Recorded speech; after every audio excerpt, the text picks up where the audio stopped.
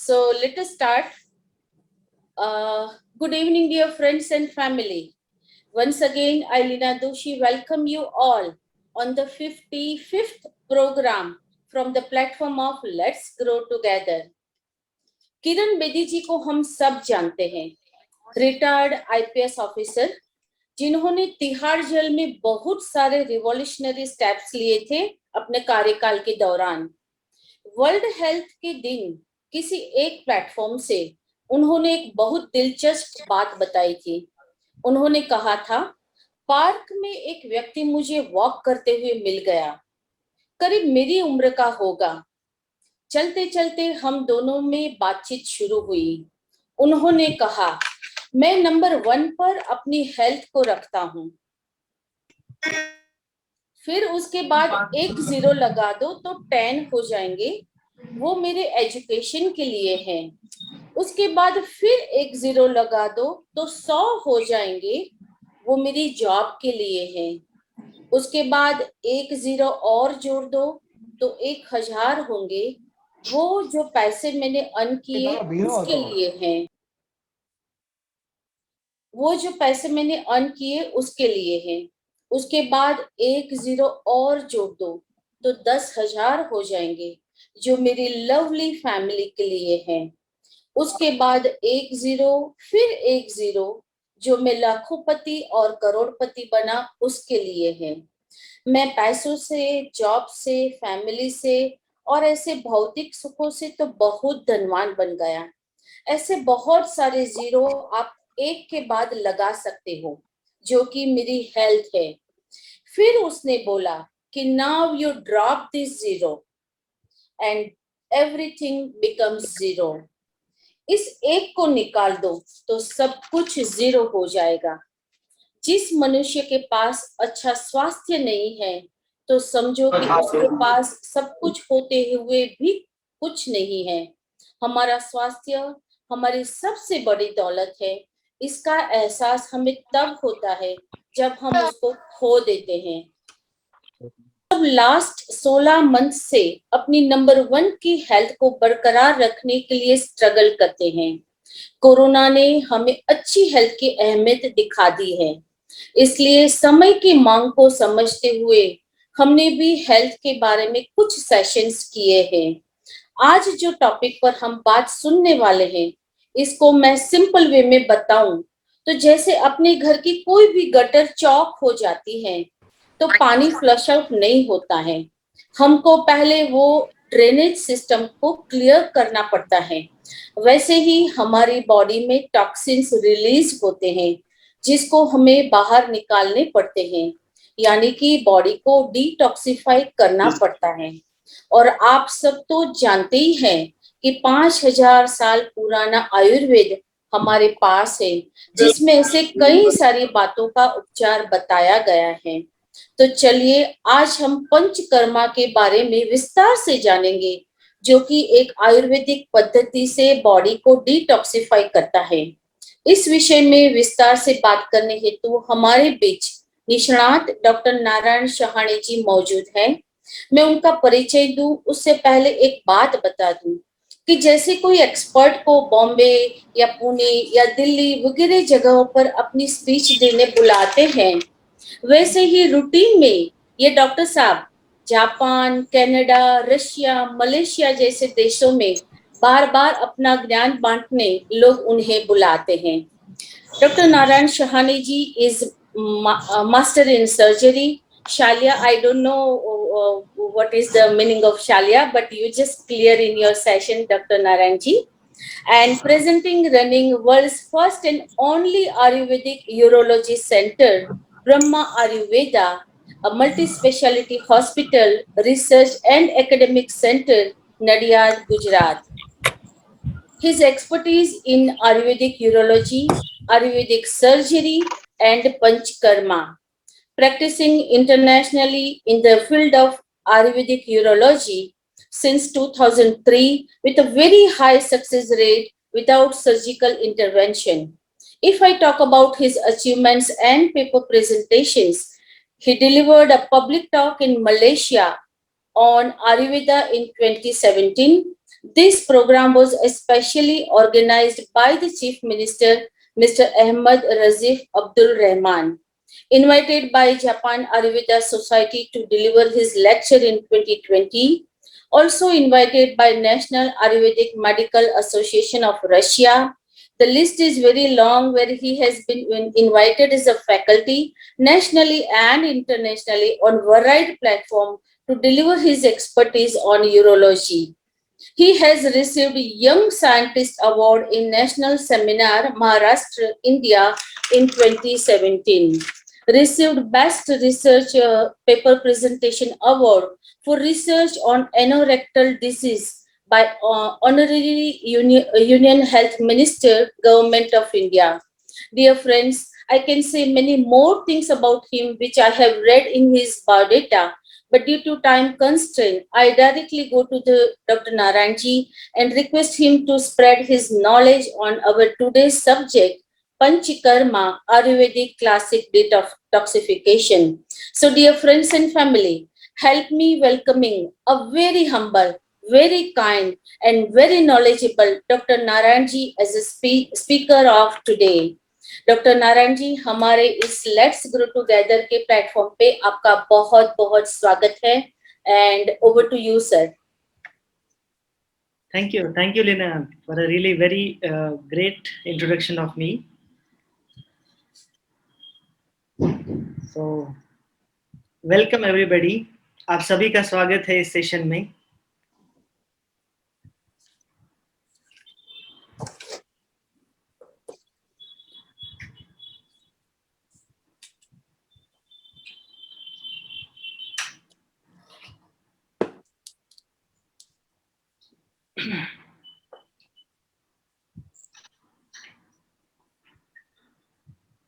Is the skin visible? Yes. Thank you so much, Lina ma'am, for inviting me and giving me this opportunity to share my knowledge and views on the specific topic of Panchakarma. Actually, वैसे देखिए तो मेरी speciality काफी अलग है. Basically I am an Ayurvedic surgeon and urologist.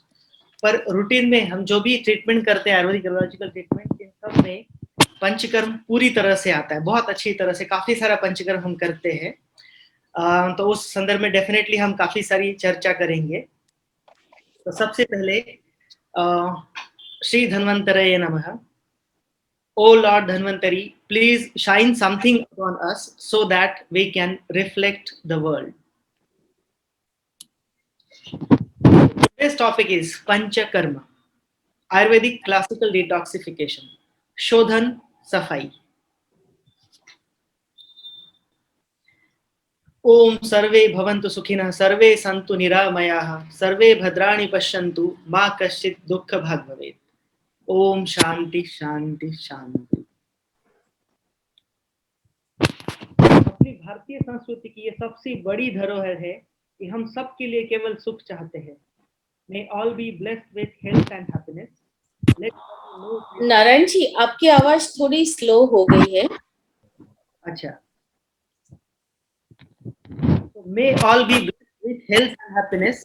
Let there be no trace of sorrow anywhere. Am I audible now? Yes. Thank you. So, आज का जो भी प्रेजेंटेशन है, यहाँ पे हम जो भी डिस्कस करने जा रहे हैं, तो उसके कुछ पॉइंट्स, उसका एक आउटलाइन बनाया ताकि आप सबको आइडिया है कि हम एग्जैक्टली क्या डिस्कस करने जा रहे हैं.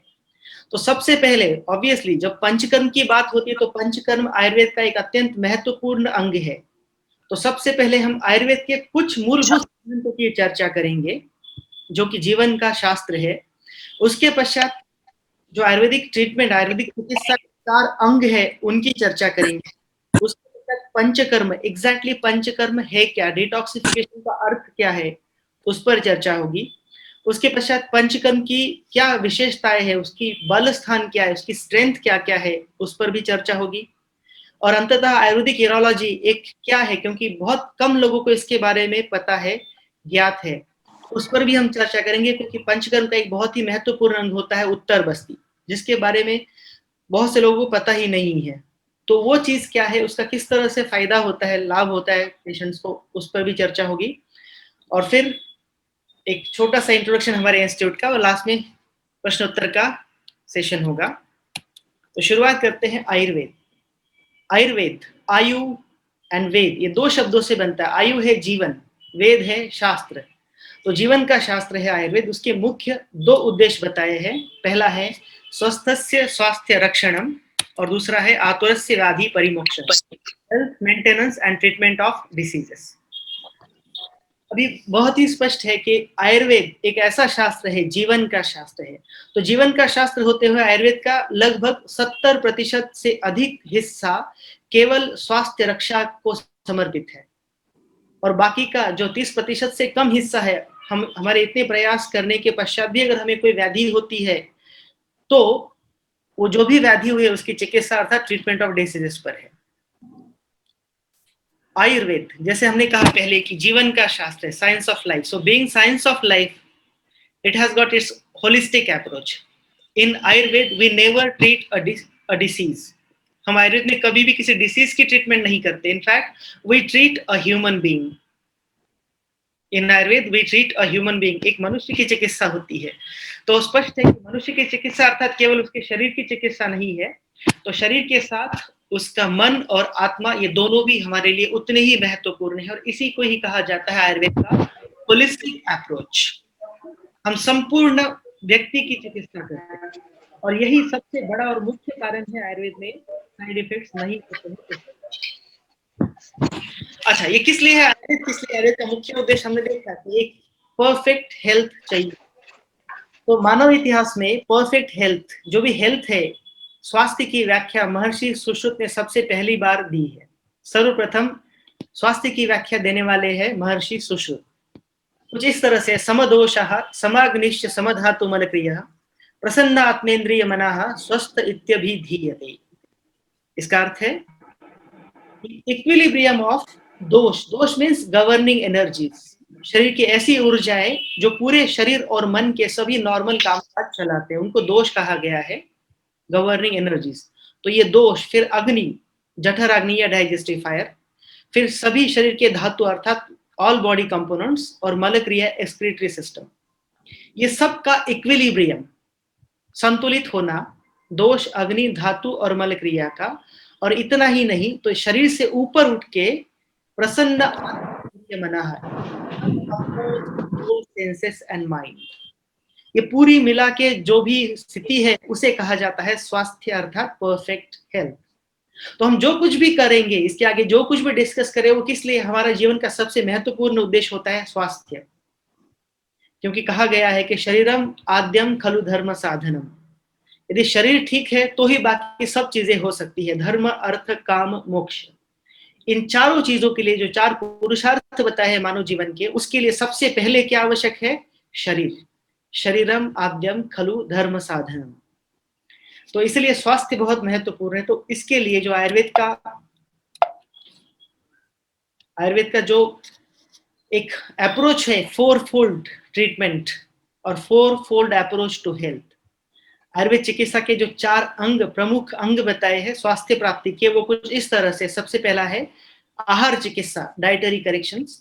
दूसरा है लाइफस्टाइल चेंजेस या विहार चिकित्सा।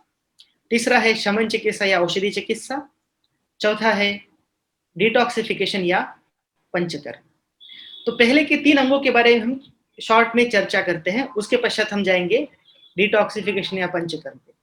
अब जब भी आयुर्वेद की आहार चिकित्सा की बात आती है तो अधिकांश लोगों के मन में यही डर होता है कि आयुर्वेद मतलब ये तो सब खाना पीना बंद करवा देते हैं, कुछ खाने को मिलता ही नहीं है, आयुर्वेद चिकित्सा लोग मतलब सब बंद। पर वस्तुतः ऐसा नहीं है।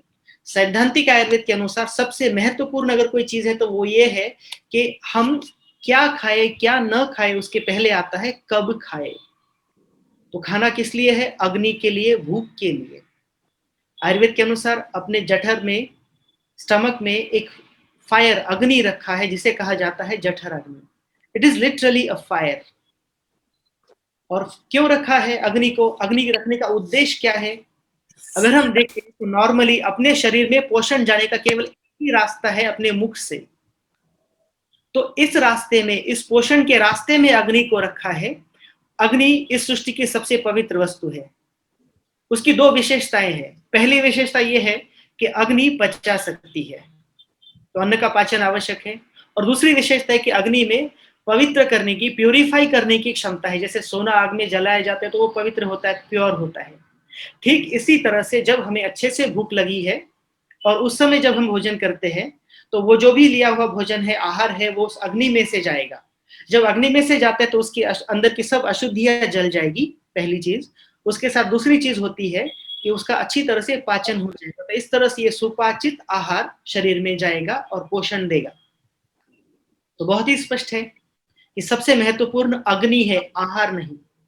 तो ऐसा भी होता है कि जैसे अगर आपको बिल्कुल भी भूख नहीं है और आप दुनिया का सबसे सो कॉल्ड हेल्दी फूड खा रहे हैं, तो आपका शरीर, आपका अग्नि ना तो उसे पचा पाएगा, ना ही उसके अंदर की अशुद्धियों को जला पाएगा। अगर आपको भूख नहीं, मीन्स अग्नि उतना सशक्त नहीं है तो अंततः वो सबसे हेल्दी फूड भी आपको नुकसान पहुंचा सकता है।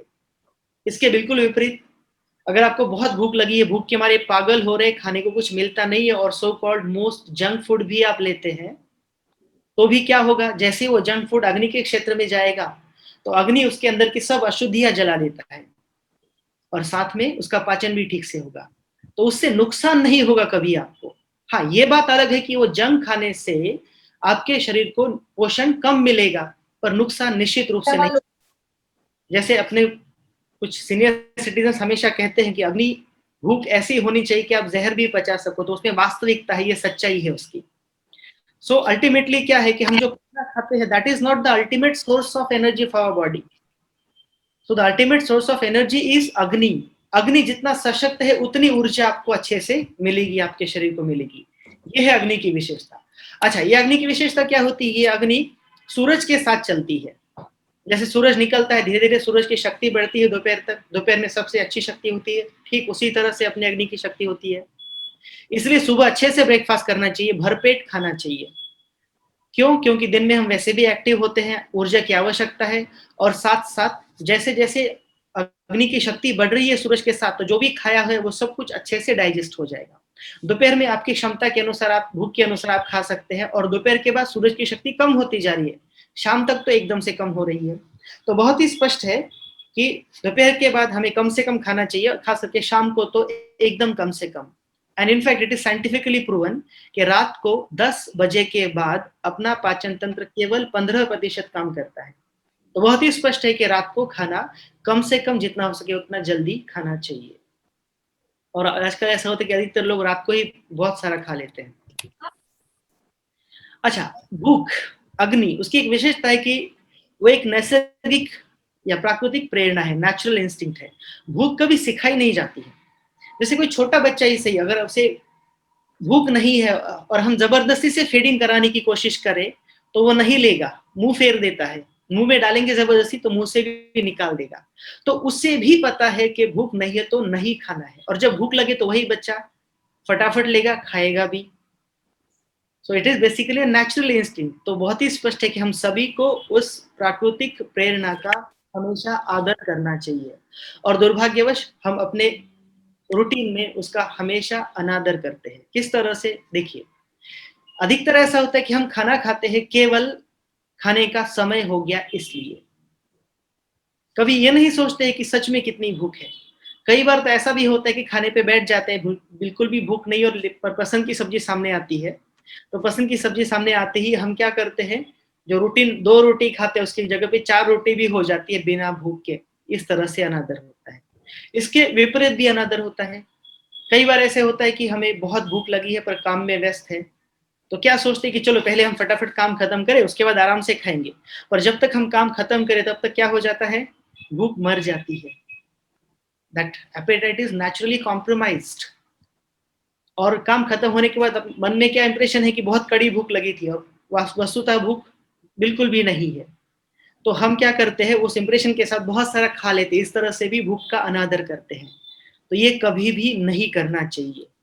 ये कितना महत्वपूर्ण है, आगे के एक स्लाइड में हमें पता चलेगा कि ये भूख अग्नि कितना महत्वपूर्ण है अपने जीवन में। तो बहुत ही स्पष्ट है कि एक बहुत ही अच्छा सुभाषित है संस्कृत साहित्य का, एक उच्च कोटि का उदाहरण है संस्कृत व्याकरण का, संस्कृत साहित्य का। अगर आप दोनों ये लाइंस देखिए तो सेम दिखेंगे कि पथ्ये सति गदार्थस्य किम औषध निषेवणैः। नीचे के लाइन भी बिल्कुल सेम है, पथ्ये, बस यहाँ अंतर है अ का, यहाँ पे अ जोड़ दिया है, पथ्ये असति गदार्थस्य किम औषध निषेवणैः। इसका अर्थ है कि जो इंसान बहुत अच्छी तरह से आहार और विहार का पालन करता है, उस व्यक्ति को कभी भी औषधि की आवश्यकता नहीं पड़ती है। और जो व्यक्ति इस तरह से पथ्य का पालन नहीं करेगा, आहार विहार का पालन नहीं करेगा, तो उसे कोई औषधि भी बचा नहीं सकती, ना ही कोई सहायता कर सकती है। अब आते हैं हम विहार चिकित्सा पे, लाइफस्टाइल चेंजेस। वैसे आयुर्वेद ने स्पष्ट रूप से एक दैनंदिन डेली रूटीन और ऋत्वीय सीजनल रूटीन बताया है। जैसे सुबह से लेकर दूसरे दिन सुबह तक का पूरा हर एक प्रक्रिया, हर एक जो भी हम कामकाज करते हैं वो किस तरह से होना चाहिए, उसका बहुत ही विस्तार से वर्णन है। उसी तरह से अलग अलग सीजन, वर्षा ऋतु है, वसंत ऋतु चाहिए, उस पर भी एक बहुत विशेष गाइडलाइंस दिए है आयुर्वेद ने। एक विशेष महत्वपूर्ण वस्तु खास यहाँ पे विहार चिकित्सा से संबंधित, जब भी हम किसी पेशेंट को पूछते हैं हमारे यहाँ पे ओपीडी में कि आप व्यायाम करते हैं कि एक्सरसाइज करते हैं, तो सभी बोलते हैं हाँ हम आसन करते हैं या फिर योगा करते हैं। आजकल वैसे भी कोई योग नहीं करता है, सभी योगा ही करते हैं।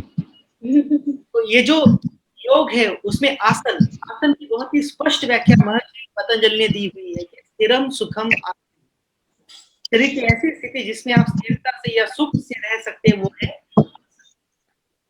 और जबकि व्यायाम की व्याख्या जिस तरह से दी गई आयुर्वेद में, वो है शरीर आयास जनकम कर्मम व्यायाम, जिससे कष्ट हो, पसीना निकले, वो व्यायाम है।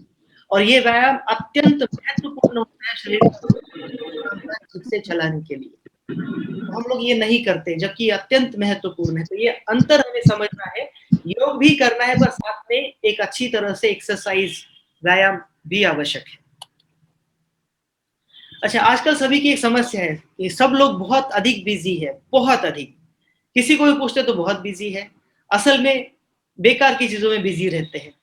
तो कोई बहुत अच्छा एक सेइंग है, कहा गया है कि the person who can derive the 25th hour from their busy 24 hours for themselves are the most successful person। सबसे यशस्वी कौन है? तो अपनी 24 घंटे की बिजी लाइफ से खुद के लिए जो 25वां घंटा निकाल सकता है, वह व्यक्ति सबसे यशस्वी है। ये बहुत महत्वपूर्ण है, सबको सीखने जैसा है कुछ इसमें से। अच्छा, अब तक हमने जो आहार और विहार देखा, उसका क्या महत्व है, क्यों इतना विशेष रूप से देख रहे थे हम उसे? तो आयुर्वेद ने इतने हजारों साल पहले एक बता के रखी हुई चीज, जिसको खले कपोत न्याय कहते हैं, या लॉ ऑफ सिलेक्टिव एब्सॉर्प्शन। इसका अर्थ क्या है? जैसे अपने शरीर के अलग अलग अंग है, कंपोनेंट्स है, जिसको आयुर्वेद में धातु कहा जाता है, जैसे रस, रक्त, मांस, मेद। तो इन सबको पोषण चाहिए। तो जब हम खाना खाते हैं या भोजन लेते हैं, तो उस समय हम ये सोच के तो नहीं खाते हैं ना कि मेरे ब्लड के लिए मुझे थोड़ा सा आयरन चाहिए, प्रोटीन चाहिए, मसल्स के लिए प्रोटीन चाहिए, बोन्स के लिए मिनरल्स चाहिए, ये सोच के नहीं लेते हम। तो एक कलेक्टिव, एक संपूर्ण आहार लेते हैं। अच्छा, जो आहार लिया जाता है उसमें से अपने शरीर के अलग अलग कंपोनेंट्स, उसमें से उनको जो चाहिए वो चुन चुन के लेते हैं। जैसे मसल्स मेनली प्रोटीन लेंगे, ब्लड आयरन, फिर प्रोटीन, फिर बोन्स में कैल्शियम, मिनरल्स, ये सब वो चुन चुन के लेते हैं। This is called as law of selective absorption.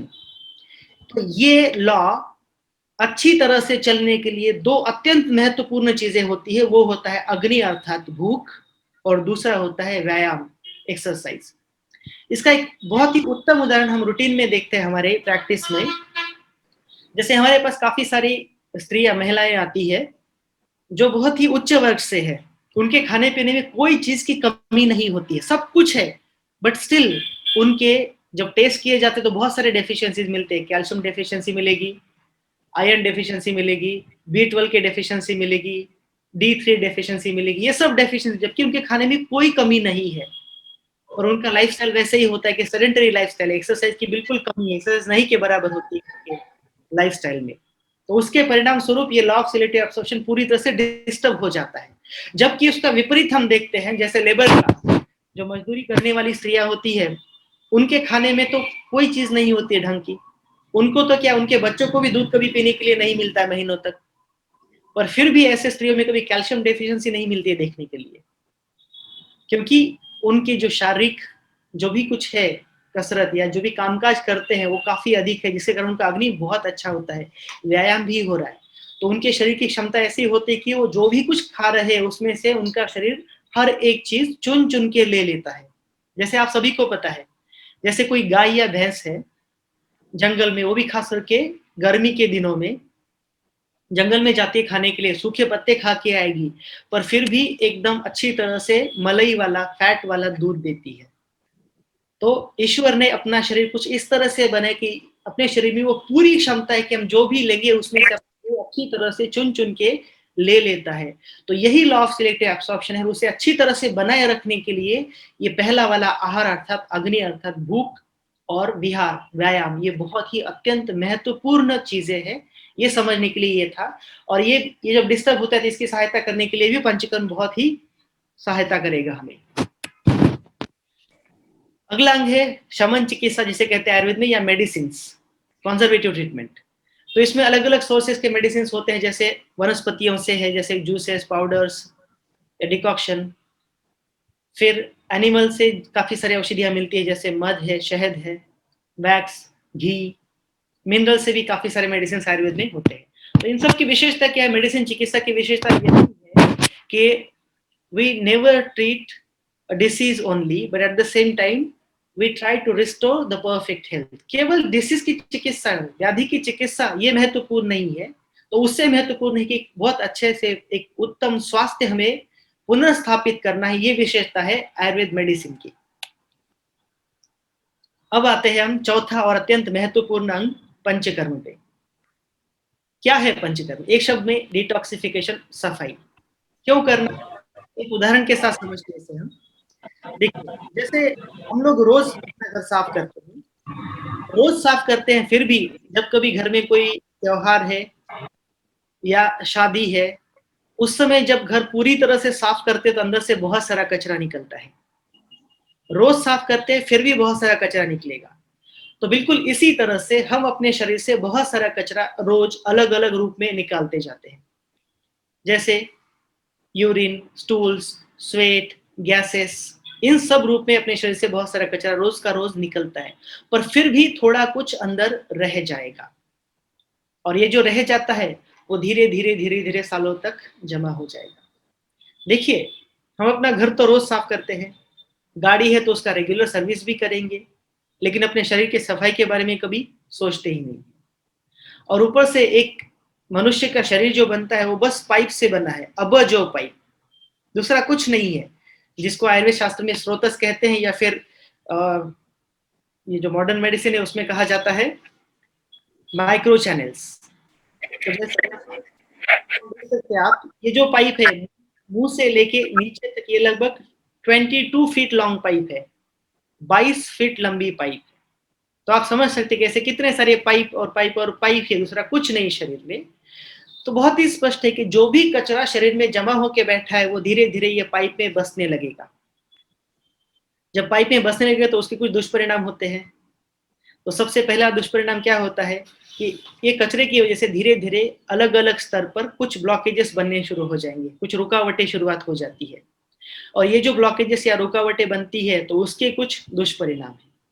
सबसे पहला दुष्परिणाम, जो भी पोषण हम लेते हैं वो पोषण, न्यूट्रिशन शरीर के हर अंगों तक ठीक से पहुंच नहीं पाएगा।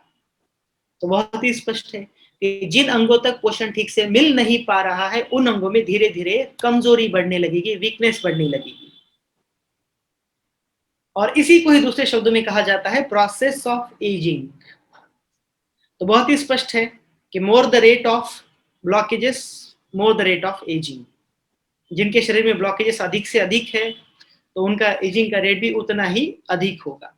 ये पहला दुष्परिणाम। दूसरा दुष्परिणाम क्या होता है कि जिस तरह से कोई न्यूट्रिशन शरीर के हर अंगों तक नहीं पहुंच रहा है, ठीक उसी तरह से शरीर के अंदर अलग अलग अंगों में जो भी कुछ मेटाबॉलिक वेस्ट बन रहा है वो वेस्ट भी तो वहां से निकल के उनके ऐसे अंगों तक जो कि उसको शरीर से बाहर निकालते हैं, एक्सक्रीटरी ऑर्गन्स, वहां तक ठीक से पहुंच नहीं पाता है। तो वो क्या होता है कि that adds up to initially collected waste. तो और वेस्ट बढ़ ही जाएगा, कम नहीं होगा। फिर क्या होता है तीसरा दुष्परिणाम, आखिर ये शरीर में जो भी जमा होके बैठा है वो तो कचरा ही, कोई अच्छी चीज तो है नहीं, वो खराब ही है। तो कुछ समय के बाद वो कचरा और खराब होके उसमें से कुछ जहर बनने लगते हैं, टॉक्सिन्स। ये टॉक्सिन्स क्या करेंगे, शरीर का जो भी नॉर्मल कामकाज होता है उसको धीरे धीरे बिगाड़ने लगते हैं, मेटाबॉलिज्म में इंटरफेयर करने लगेंगे। और वैसे भी इनका असर सबसे पहले और सबसे अधिक वहीं पर दिखता है जहां पर सबसे पहले मतलब सबसे अधिक कमजोरी है, वीकनेस है, तो वहां पे बहुत आसानी से असर दिखेगा। तो शुरुआत में कुछ छोटी मोटी समस्याएं दिखना शुरू होता है, इनको ही अनदेखा करें तो आगे जाके भविष्य में यही बड़ी बड़ी बीमारियों का भी रूप ले सकते हैं। तो बहुत ही स्पष्ट है कि हमें एक बार शरीर की बहुत अच्छी तरह से सफाई करनी चाहिए, जितना हो सके उतना जहर, जितना हो सके उतना कचरा साफ करना चाहिए। ये भी क्यों करना है? क्योंकि अगर ये ना करें हम और केवल औषधियों के साथ शुरुआत करें तो ये औषधियां भी वो जहां पे पहुंचना चाहिए, उनका असर जहां पे होना चाहिए उन क्षेत्रों तक ठीक से पहुंच ही नहीं पाती, क्योंकि रास्ते में रुकावटें हैं। और एक बार हम शरीर साफ करें अच्छी तरह से, जितना हो सके उतना जहर कचरा निकाल दे, सिस्टम क्लियर हो जाए, उसके बाद ये औषधियां भी बहुत कम से कम डोसेस में बहुत ही उत्तम कार्य करती है। इसलिए पंचकर्म आवश्यक है। तो इस तरह से एक पंचकर्म का पंचकर्म करने से होता क्या है एग्जैक्टली? तो रिस्टोरेशन ऑफ मेटाबॉलिज्म, जो हम बात कर रहे थे कि 3 दोष आयुर्वेद के, अनफॉर्चुनेटली क्या होता है कि अधिकांश लोग मिसलीड होते हैं, गलत दिशा में जाते हैं जब इनके नाम सुनते हैं, वात पित्त कफ। असल में ये 3 ऊर्जाएं हैं शरीर की। ये ऐसी ऊर्जाएं हैं जो शरीर के पूरे नॉर्मल कामकाज, शरीर और मन दोनों के भी नॉर्मल कामकाज चलाती है। और ये जब डिस्टर्ब होती है ऊर्जाएं, तब जाके अनेक व्याधियां उत्पन्न होती है।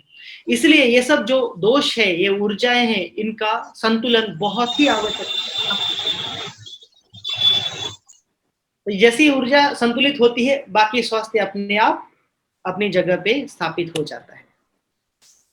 अच्छा, पंचकर्म, अधिकांश लोग हम देखते हैं उनका मानना ऐसा होता है कि ये मसाज और स्टीम यही पंचकर्म है, पर वस्तुतः वास्तविकता ये है कि इन्हें अभ्यंग और स्वेदन को पूर्व कर्म या प्री प्रोसीजर माना जाता है। हम जब भी किसी का डिटॉक्सिफिकेशन करते हैं तो टॉक्सिन्स निकाले, तो टॉक्सिन्स के लिए तो उस इंसान का शरीर अर्थात उनका घर है, तो घर तो आसानी से छोड़ेगा नहीं कोई भी। तो उस टॉक्सिन्स को अच्छे से निकालने के लिए, प्रेम से, शांति से निकालने के लिए उस इंसान के शरीर को हमें तैयार करना है। और वो तैयारी होती है, इन दोनों से की जाती है, अभ्यंग और स्वेदन। तो अभ्यंग आयुर्वेदिक क्लासिकल थेराप्यूटिक मसाज, ये बहुत ही विशेष पद्धति से किया जाता है। वैसे स्वास्थ्य रक्षा के लिए भी अभ्यंग का बहुत ही बड़ा महत्व है। आप रोज भी अभ्यंग कर सकते हैं खुद अपने हाथों से। फिर आता है स्वेदन, मेडिकेटेड स्टीम या फर्मेंटेशन। तो जैसे यहाँ मेडिकेटेड स्टीम बात देख सकते हैं, यहाँ पे वो पाइप से स्टीम दी जा रही है लोकली।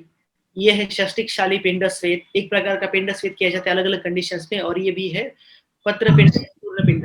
तो ऐसे अलग अलग स्वेदन के प्रकार। तो इन दोनों से हम उस इंसान का शरीर तैयार करते हैं वो विशिष्ट पंचकर्म के लिए। अभी पंचकर्म नाम स्वयं ही दर्शाता है कि वहां पे 5 अलग अलग कर्म है। पंचकर्म, तो उनके नाम कुछ इस तरह से: वमन, विरेचन, बस्ती, नस्य और रक्तमोक्षण। ये 5 प्रक्रियाएं हैं पंचकर्म में। एक एक विस्तार से देखते हैं। अभी वमन, वमन की विशेषता ये है कि वमन से शरीर का जो ऊपर वाला हिस्सा है, ऊर्ध्व भाग, वहां का शोधन मतलब सफाई होती है, डिटॉक्सिफिकेशन होता है। खास करके ये ऊपरी हिस्सा पूरा, वहां जो भी जहर कचरा है वो वहां से निकल जाता है। तो इससे क्या क्या लाभ होते हैं, जैसे कि इसकी उपयोगिता क्या है? वैसे वमन के लिए काफी लंबा समय चाहिए, कम से कम 15 दिन का समय चाहिए। तो पहले स्नेहपान अर्थात एक औषधि युक्त घी पिलाया जाता है पेशेंट को 7 दिन। फिर 7 दिन के बाद फिर उस पेशेंट का अभ्यंग और स्वेदन किया जाता है, उसके बाद वमन कराया जाता है। वैसे काफी लोग इससे डरते हैं, पर असल में ये भी बहुत सिंपल प्रोसीजर, अगर प्रॉपरली किया जाए तो कोई तकलीफ नहीं होती है। तो खास करके जो कफ दोष है, जो कफ ऊर्जा है, उसकी जो इम्बैलेंस होता है, तो उसको बैलेंस करने के लिए यह सबसे बेस्ट चिकित्सा है। खास करके रेस्पिरेटरी डिसीजेस है, जैसे chronic rhinitis, cough, asthma, skin diseases, psoriasis, pimples, ऐसे कंडीशन के लिए। फिर डाइजेस्टिव सिस्टम के डिसीजेस, पाचन तंत्र के विकार, जैसे एसिड पेप्टिक डिसीज, एसिडिटी, अग्निमांद्य है, मतलब भूख का कम हो जाना और इनडाइजेशन, अजीर्ण, इसमें इसका काफी अच्छा लाभ होता है। अभी विरेचन, विरेचन खास करके शरीर के मध्य भाग में जो भी कुछ जहर या कचरा है उसको साफ करने के लिए किया जाता है विरेचन। विरेचन की विशेषता यह कि ओरली मेडिसिन लिया जाएगा और वो मेडिसिन पूरा अंदर का जहर कचरा लेके नीचे के रास्ते से शरीर से बाहर जाएगा।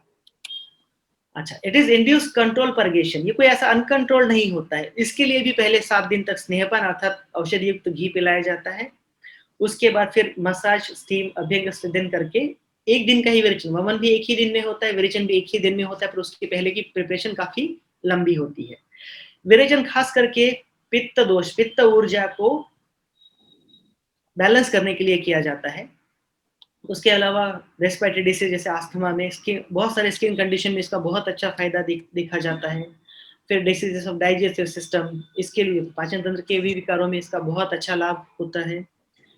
फिर रक्त दुष्टि होने के कारण बहुत सारे जैसे मल्टीपल बॉइल्स, रिकरेंट बॉइल्स वगैरह, वो भी इससे अच्छी तरह से क्योर हो जाते हैं।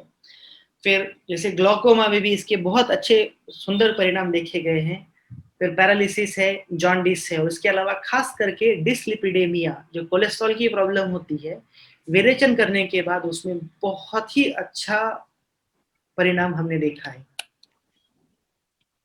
नेक्स्ट है बस्ती। बस्ती में गुदा के रास्ते से औषधि अंदर डाली जाती है।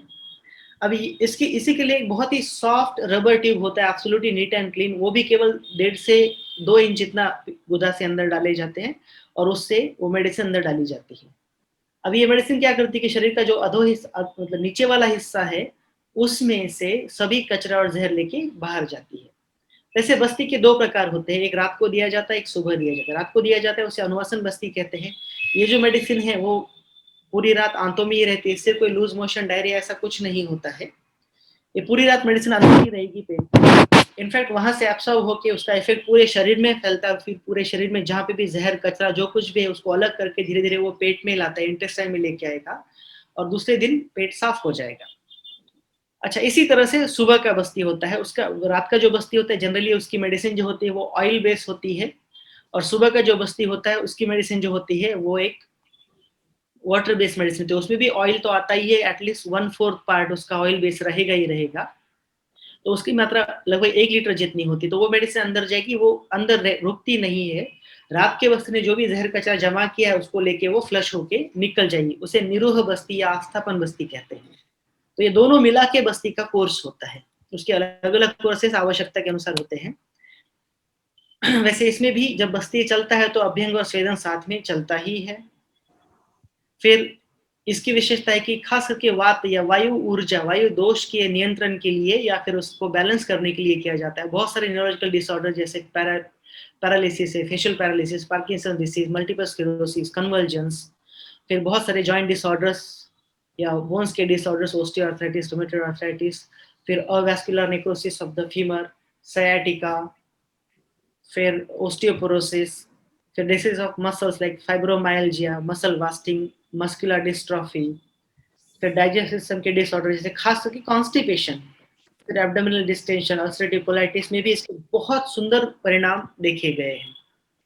तो ये है बस्ती। इनफैक्ट आयुर्वेद में ऐसा माना जाता है कि बस्ती चिकित्सा आयुर्वेद की आधी चिकित्सा है, और प्रैक्टिकली भी देखने को मिलता है। और अच्छी बात यह है कि जैसे हमने पहले वमन या विरेचन देखा, उसके लिए काफी लंबा समय देना पड़ेगा, पूरा आराम करना होता है, जबकि बस्ती के लिए लगभग आपका नॉर्मल रूटीन संभालते हुए भी आप इसे सुबह शाम कर सकते हैं। ये इसकी सबसे अच्छी बात है, विदाउट मच रेस्ट्रिक्शंस। अगला है नस्य। तो नस्य में नाक में कुछ औषधियों की बूंदे डाली जाती है। Administration of nasal drops after proper head, face and neck massage. तो हेड, फेस और नेक का मसाज करके, फर्मेंटेशन करके फिर ये किया जाता है, जब हॉस्पिटल में करते हैं या पंचकर्म सेंटर में करते हैं। तो इसकी विशेषता उपयोगिता है क्रॉनिक कोल्ड, जैसे जूनी सर्दी कहते हैं ना, उसमें इसका बहुत अच्छा लाभ मिलता है। इंसोम्निया, जिसको नींद नहीं आती है, उनमें भी, स्ट्रेस, तनाव रहता है हमेशा। इनफैक्ट आयुर्वेद का नस्य अर्थात एक बहुत ही बड़ा स्ट्रेस बस्टर है, स्ट्रेस की ट्रीटमेंट के लिए एक हथियार है, बहुत ही कारगर, रामबाण कह सकते हैं इसे, नस्य। फिर इसके अलावा to maintain and improve functioning of all 5 sense organs. पंच ज्ञानेंद्रिय जो होती है, 5 सेंसेस, वो यहाँ पे पूरे सीमित है, यहाँ पे बसे हुए सबके सब, तो उनका काम बनाए रखने के लिए, अच्छी तरह से सुधारने के लिए भी इसका बहुत अच्छा लाभ होता है। उसके साथ मेमोरी को, स्मृति को बढ़ाने, इम्प्रूव करने के लिए भी इसका बहुत अच्छा फायदा होता है, खास करके नेक और शोल्डर के स्टिफनेस में भी इसका लाभ।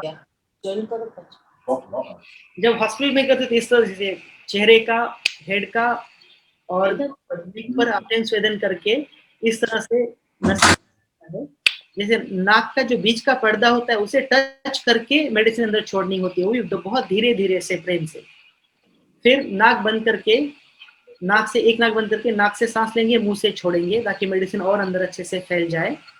और उसके बाद हल्के से नाक के आजू बाजू के जो साइनसेस होते हैं, पैरा नेजल साइनसेस पे हल्के हाथ से जेंटल मसाज किया जाता है।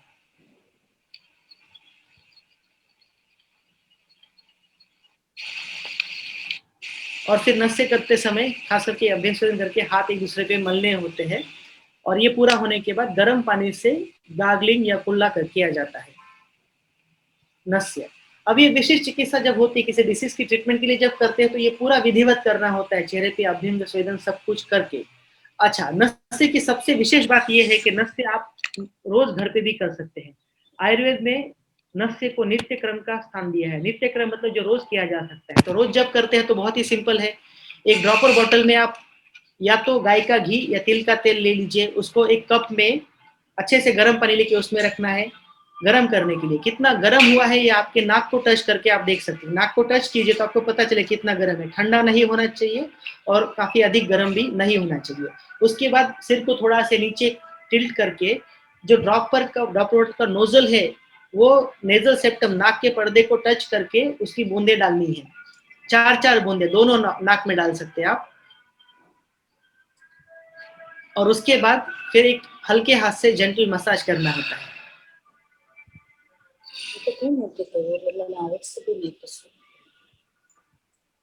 जैसे आप देख रहे हैं, नस से आप रोज भी कर सकते हैं। जिन खास करके शीत ऋतु में, ठंड काल में तिल के तेल से करना है। जब गर्म है तो उस समय गाय के घी से किया जा सकता है इसे। जिन लोगों को सर्दी जैसा रहता है उनको तिल के तेल से करना चाहिए। जिन लोगों को सर्दी जैसा नहीं होता है वो गाय के घी से भी कर सकते हैं। इसका बहुत ही अच्छा लाभ होता है, हम लगभग रोज करते हैं नस्य। अगला पंचकर्म का हिस्सा है रक्त मोक्षण, ब्लड लेटिंग। तो इसमें दिखा है कि जलों का एक लीच यहाँ लगाई है, ये लीच ब्लड सक करती है। वैसे कहा जाता है कि लीच इम्प्योर ब्लड ही सक करेगी। इसके अलावा भी काफी सारे अलग अलग टेक्निक्स होते हैं ब्लड लेटिंग के, रक्त मोक्षण के। ये बहुत ही स्पेसिफिक व्याधियों में किया जाता है, डिसीज में किया जाता है। इसके पहले भी प्रॉपर स्नेहपान, अभ्यंग स्वेदन सब करना होता है। तो बहुत सारे स्किन कंडीशंस में इसका बहुत अच्छा लाभ दिखाई देता है। और विशेष रूप से ब्रेस्ट एब्सेस की जो पहली स्टेज है, स्टेज ऑफ इन्फ्लेमेशन है, उस स्टेज में अगर ये अप्लाई करते हैं, लीच अप्लाई करते हैं, तो वो ब्रेस्ट एब्सेस वहीं पे पूरी तरह से ठीक हो जाता है। तो आगे का जो भी ब्रेस्ट का आगे का जो कंडीशन होती है जिसमें सर्जरी करना पड़ता है, एब्सेस ड्रेन करना पड़ता है, वो सब बच जाएगा और अगली स्कारिंग भी नहीं होता। ये बहुत बड़ी बात है लीच थेरेपी की।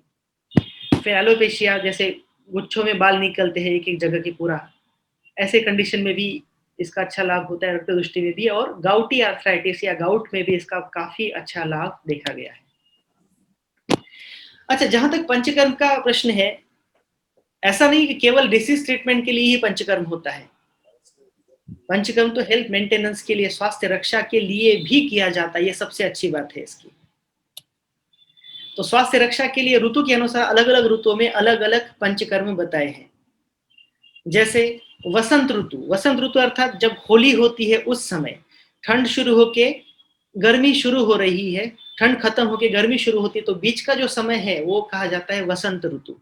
तो that is the season of expression. जैसे पूरी प्रकृति एक्सप्रेस कर रही है, पूरे फूल खिलते हैं वगैरह वगैरह सब, तो उसी तरह से एक्सप्रेशन का है। तो ये जो ऊपरी हिस्से में, शरीर के ऊपरी हिस्से में जो भी कुछ जहर कचरा है वो नेचुरली एक्सप्रेस होने लगता है, तो उसे बहुत आसानी से निकाला जा सकता है। इसलिए वमन वसंत ऋतु में। शरद ऋतु में विरेचन। वैसे वसंत ऋतु कफ जो दोष है, कफ जो ऊर्जा है, उसके डिस्टर्बेंस का सबसे बड़ा समय है। मतलब उस समय ये डिस्टर्बेंस सबसे अधिक होता है कफ दोष का। उसी तरह से शरद ऋतु होता है अक्टूबर हीट जिसे कहते हैं हम। बारिश खत्म होके ठंड की शुरुआत होती है। जनरली ये आता है नवरात्रि के आसपास। अक्टूबर हीट, हमें पता है कि अक्टूबर में एकदम से गर्मी बढ़ जाएगी, दैट इज अक्टूबर हीट। तो उस समय खास करके पित्त ऊर्जा डिस्टर्ब होती है, तो पित्त ऊर्जा को संतुलित करने के लिए विरेचन किया जाता है, वो करना चाहिए शरद ऋतु में अक्टूबर हीट के समय। फिर है वर्षा ऋतु। ये ऋतु होता है विशेष, जैसे अभी जो शुरू होगा, जस्ट बारिश शुरू होते ही ये है वर्षा ऋतु। इस ऋतु में वायु या वात ऊर्जा जो है वो डिस्टर्ब होती है, उसका इम्बैलेंस होता है, तो इसको फिर से इक्विलिब्रियम करने के लिए बस्ती किया जाता है। बस्ती चिकित्सा उसकी सर्वश्रेष्ठ चिकित्सा है, तो बस्ती खास करके वर्षा ऋतु में। ये सब स्वास्थ्य रक्षा के लिए हम देख रहे हैं, नस से तो रोज कर सकते हैं, वो भी देखा हमने। इसके अलावा कुछ स्पेशल ट्रीटमेंट्स है जिनको आजकल पंचकर्म के नाम पे लोग एडवर्टाइजमेंट करते हैं इसका, पर शिरोधारा एक ऐसी एक यूनिक और स्पेशलाइज आयुर्वेदिक ट्रीटमेंट है। निश्चित रूप से इसके बहुत अच्छे लाभ देखे गए हैं to set the equilibrium of mind. जैसे जिनको काफी ऐसे बहुत सारे अनावश्यक विचार आते हैं, थॉट्स, कंटिन्यूअस थॉट्स है, कितना भी प्रयास करते फिर भी उनको रोकना कठिन हो जाता है, या डिप्रेशन है, नींद नहीं आती, इंसोम्निया है, हेयर प्रॉब्लम्स है, तो इस सब में शिरोधारा से बहुत ही अच्छा लाभ मिलता है। इसके अलावा और भी कुछ ट्रीटमेंट्स है, जैसे कर्णपुरन। तो कर्णपुरन मतलब कान में कुछ औषधियां भरी जाती है ऑयल बेस पर, ये बहुत ही स्पष्ट है कि किसी चिकित्सक के देखरेख में ही करना चाहिए, खुद होके नहीं करना चाहिए। उसी तरह से नेत्र तर्पण, खास करके रिफ्रैक्टिव एरर, चश्मे का नंबर कम करने के लिए बच्चों में इसका बहुत अच्छा परिणाम मिलता है। चश्मे का नंबर बहुत सिग्निफिकेंटली कम हो जाता है बच्चों में नेत्र तर्पण करने से। आंख के आजू बाजू ऐसा एक उड़द के आटे का ऐसा एक बनाया जाएगा सर्कल, उसके अंदर वो एक मेडिकेटेड घी होता है, वो भर के उसको रखा जाता है 10 मिनट तक। उसी तरह से कुछ और स्पेशल ट्रीटमेंट्स है, उसमें आता है हृदय बस्ती, मन्या बस्ती, कटी बस्ती, जानू बस्ती। जैसे हार्ट को स्ट्रेंथनिंग के लिए हृदय बस्ती करते हैं। ये सब वर्टिब्री और उसके जो संबंधित प्रॉब्लम्स होते हैं, मनका के विकार, उसमें ये और ये कटी बस्ती और मन्या बस्ती करते हैं। ऑस्टियोआर्थराइटिस नी जॉइंट में जानू बस्ती करते हैं। इसका बहुत अच्छा लाभ मिलता है स्थानिक चिकित्सा का, वहां का दर्द बहुत सिग्निफिकेंटली और जल्दी कम हो जाता है। इसके अलावा हम देखेंगे कि पंचकर्म के विशेष लाभ कौन से डिसीजेस में मिलते हैं, कहाँ पे the results are promising of panchakarma. तो सबसे पहला आता है ऑटोइम्यून डिसीजेस। ये एक ऐसी श्रेणी है व्याधियों की, इसके लिए कोई इफेक्टिव ट्रीटमेंट आज तक तो नहीं है, जहां तक एलोपैथी मेडिसिन का सवाल है। और आयुर्वेद में इसके लिए बहुत अच्छा उत्तर है, वो है पंचकर्म। जैसे सोरियासिस है, अल्सरेटिव कोलाइटिस है, रूमेटॉइड आर्थराइटिस है, ये सब कंडीशंस के लिए बहुत ही उत्तम परिणाम मिलते हैं पंचकर्म से। फिर मेटाबॉलिक डिसऑर्डर्स जैसे हार्ट डिसीजेस, प्रिवेंटिव कार्डियोलॉजी बहुत बड़ा फैक्टर है आयुर्वेद का। फिर हाइपरटेंशन है, डायबिटीज मेलाइटस है, डिमेंशिया, लिपिड प्रॉब्लम, ये सब में पंचकर्म से काफी अच्छा लाभ मिलता है। फिर रेस्पिरेटरी सिस्टम, श्वसन संस्था के अलग अलग डिसीज जैसे आस्थमा है, इसमें बहुत अच्छे परिणाम इससे मिलते हैं। फिर पाचन और लीवर के विकार, इसमें भी आयुर्वेद और पंचकर्म से बहुत अच्छा फायदा होता है। Diseases of joint and bones, joints और बोन्स के सभी व्याधियों में पंचकर्म से बहुत ही अच्छा लाभ मिलता है। फिर स्किन कंडीशंस, बहुत सारे स्किन कंडीशंस है, जैसे urticaria, eczema, psoriasis, lichen planus, acne, ये सब में पंचकर्म से बहुत ही उत्तम परिणाम मिलते हैं। ये एक बहुत ही महत्वपूर्ण स्थिति है कॉन्स्टिपेशन। काफी सारे लोग इससे परेशान होते हैं और काफी सारे लोग अलग अलग औषधियां खाते हैं, चूर्ण खाते हैं सालों से, पर कॉन्स्टिपेशन ठीक नहीं होता है।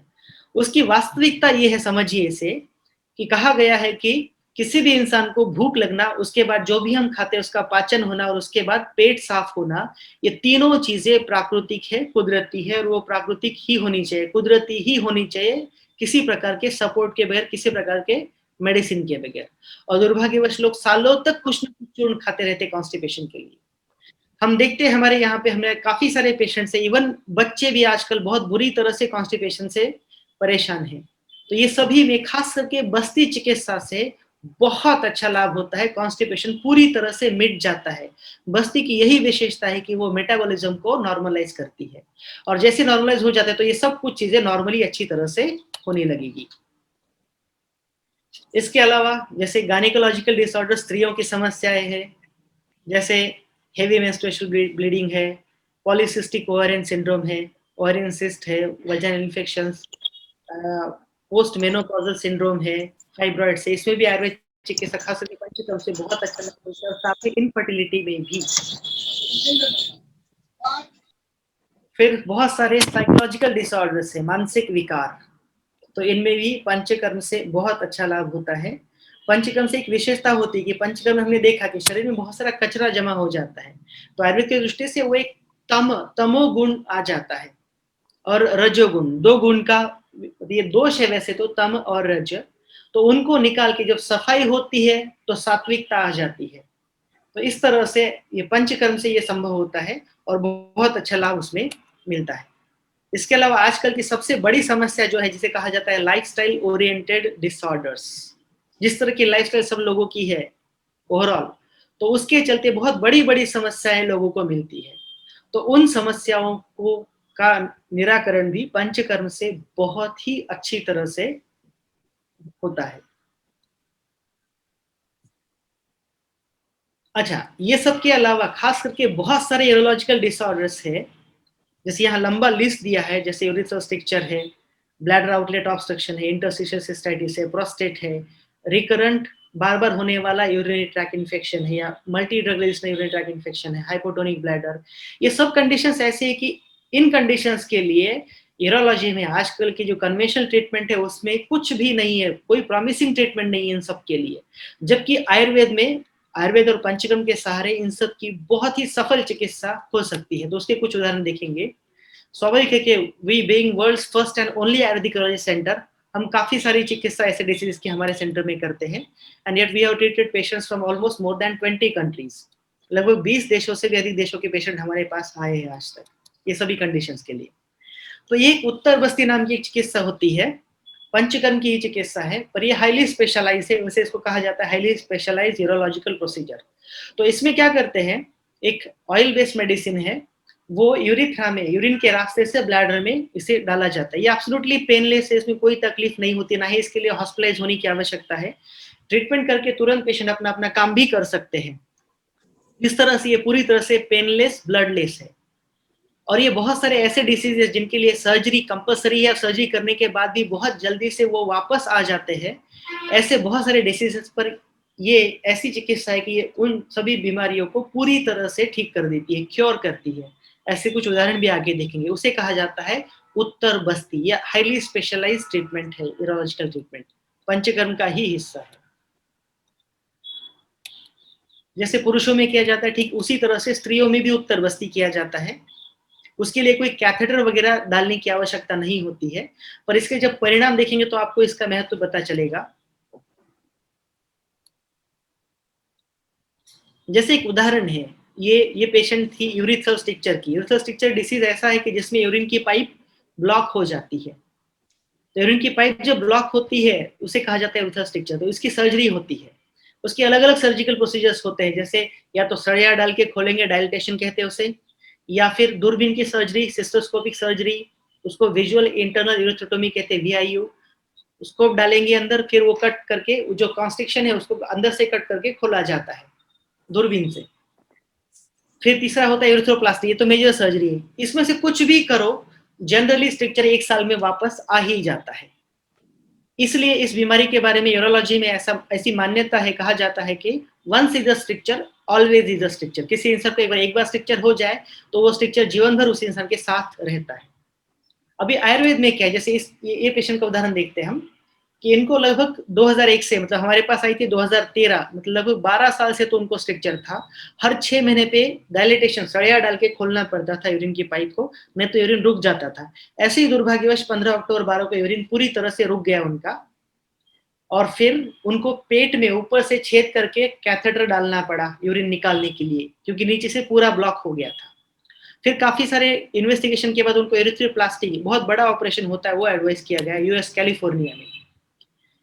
अभी जब एक्चुअल ऑपरेशन किया 23 जनवरी 13 को, जब सर्जरी कर रहे थे, तो बच्चों वाला दूरबीन 10 फ्रेंच पेडियाट्रिक सिस्टोस्कोप जब डालने का प्रयास किया गया तो पता चला कि वो अंदर जा ही नहीं पा रहा है। उसके बाद उन्होंने एक गाइड वायर होता है, बहुत ही पतला सा तार, बॉल पेन के बॉल के जैसा, वो डालने का प्रयास किया, वो भी नहीं जा सका। फिर उन्होंने ऊपर पेट में जो छेद किया था ब्लैडर में, वहां से प्रयास किया कि वहां से तो शायद कूद जाए, पर वहां से भी कोई वायर तक नहीं जा सका, पतला सा तार भी नहीं जा सका। तो स्वाभाविक है कि उनको वहां पे ऑपरेशन रोकना पड़ा, और उन्होंने उस पेशेंट को समझाया कि उनको इसी के सहारे जीना पड़ेगा, ये कभी ठीक नहीं हो पाएगा, ये ट्यूब ऐसा ही रहेगा उनके पेट पर। अब अधिकांश लोगों के लिए ऐसा होता है कि एक बार यूएस के डॉक्टर ने बोल दिया, मतलब भगवान ने बोल दिया। इसके आगे तो कुछ नहीं हो सकता, तो आगे क्या करें? तो इसी डिसीज को पूरी तरह से डेडिकेटेड हमारी वेबसाइट है, नाम ही है cureurethral stricture.com। तो ये साइट उन्होंने देखी, उनके लिए बहुत कठिन था विश्वास करना कि एक भारतीय डॉक्टर ऊपर से एक आयुर्वेद का डॉक्टर कहता है कि ये ठीक हो सकता है, कैसे? और हमारी एक विशेषता है कि जब तक सभी पेशेंट की सभी शंकाओं का पूरी तरह से समाधान न हो तब तक हम ट्रीटमेंट शुरू नहीं करते हैं। तो अंत में वो आए, हमने ट्रीटमेंट शुरू किया। देखिए 20 अप्रैल 13 को ट्रीटमेंट शुरू किया, केवल 10 दिन में 29 अप्रैल 13 को हम उनका ये ट्यूब निकाल पाए। ऐसी लेडी जिनका एक बूंद भी पेशाब नहीं निकलता था, केवल 10 दिन की ट्रीटमेंट में आप देख सकते हैं कि ये रिपोर्ट होता है, यूरोफ्लोमेट्री कहा जाता है इसे। तो इसमें मैक्सिमम फ्लो रेट कम से कम 15 होना चाहिए, एवरेज फ्लो 10 के आसपास होना चाहिए। तो ये देख सकते हैं आप, इनका मैक्सिमम फ्लो रेट 16.8 है और एवरेज फ्लो 12.4 है। और ये भी किसी प्रकार का जोर किए बगैर इतना अच्छी तरह से उनका पूरा यूरेथ्रा खुल गया। और यही नहीं, इनफैक्ट आज की तारीख में ये माना जाता है कि स्ट्रक्चर कभी भी सर्जरी के बगैर खुल नहीं सकता। तो ये सिद्ध करता है कि उत्तर बस्ती जैसे चिकित्सा एक नॉन सर्जिकल ट्रीटमेंट इसको पूरी तरह से खोल सकती है, पहली वस्तु। दूसरी, जिनको हर 6 महीने पे डायलिटेशन करना पड़ता था, ट्रीटमेंट पूरा करके वो यूएस चले गए। 3.5 साल के बाद अप्रैल 13 में गए थे, दिसंबर 17 में वापस आए वो। तो उस टाइम पे भी हमने उनको एरोफ्लोमेट्री किया तो वो पूरी तरह से नॉर्मल है। ऐसे लेडी जिनको हर 6 महीने पे डायलिटेशन करना पड़ता था, सोया डाल के खोलना पड़ता था, उनका यूरिन का फ्लो पूरा नॉर्मल है 3.5 साल के बाद भी। और आज तो 8 साल हो गए हैं, she is living absolutely normal life. तो ऐसा है ये मिराकुलस ट्रीटमेंट आयुर्वेद का, उत्तर बस्ती पंचकर्म का एक हिस्सा, इतना इफेक्टिव। और ऐसे बहुत सारे केसेस पूरी दुनिया भर से हैं हमारे। ऐसा दूसरा एक कंडीशन है ब्लैडर आउटलेट ऑब्स्ट्रक्शन। ये भी डिसीज ऐसे है कि इसके लिए कोई प्रॉमिसिंग ट्रीटमेंट नहीं है। ये एक फंक्शनल ऑब्स्ट्रक्शन होता है, ब्लैडर नेक टाइट हो जाता है। अभी इसकी कोई ट्रीटमेंट, इफेक्टिव ट्रीटमेंट नहीं है आज तक, या प्रॉमिसिंग ट्रीटमेंट नहीं है, इतने एडवांस होने के बाद भी यूरोलॉजी का।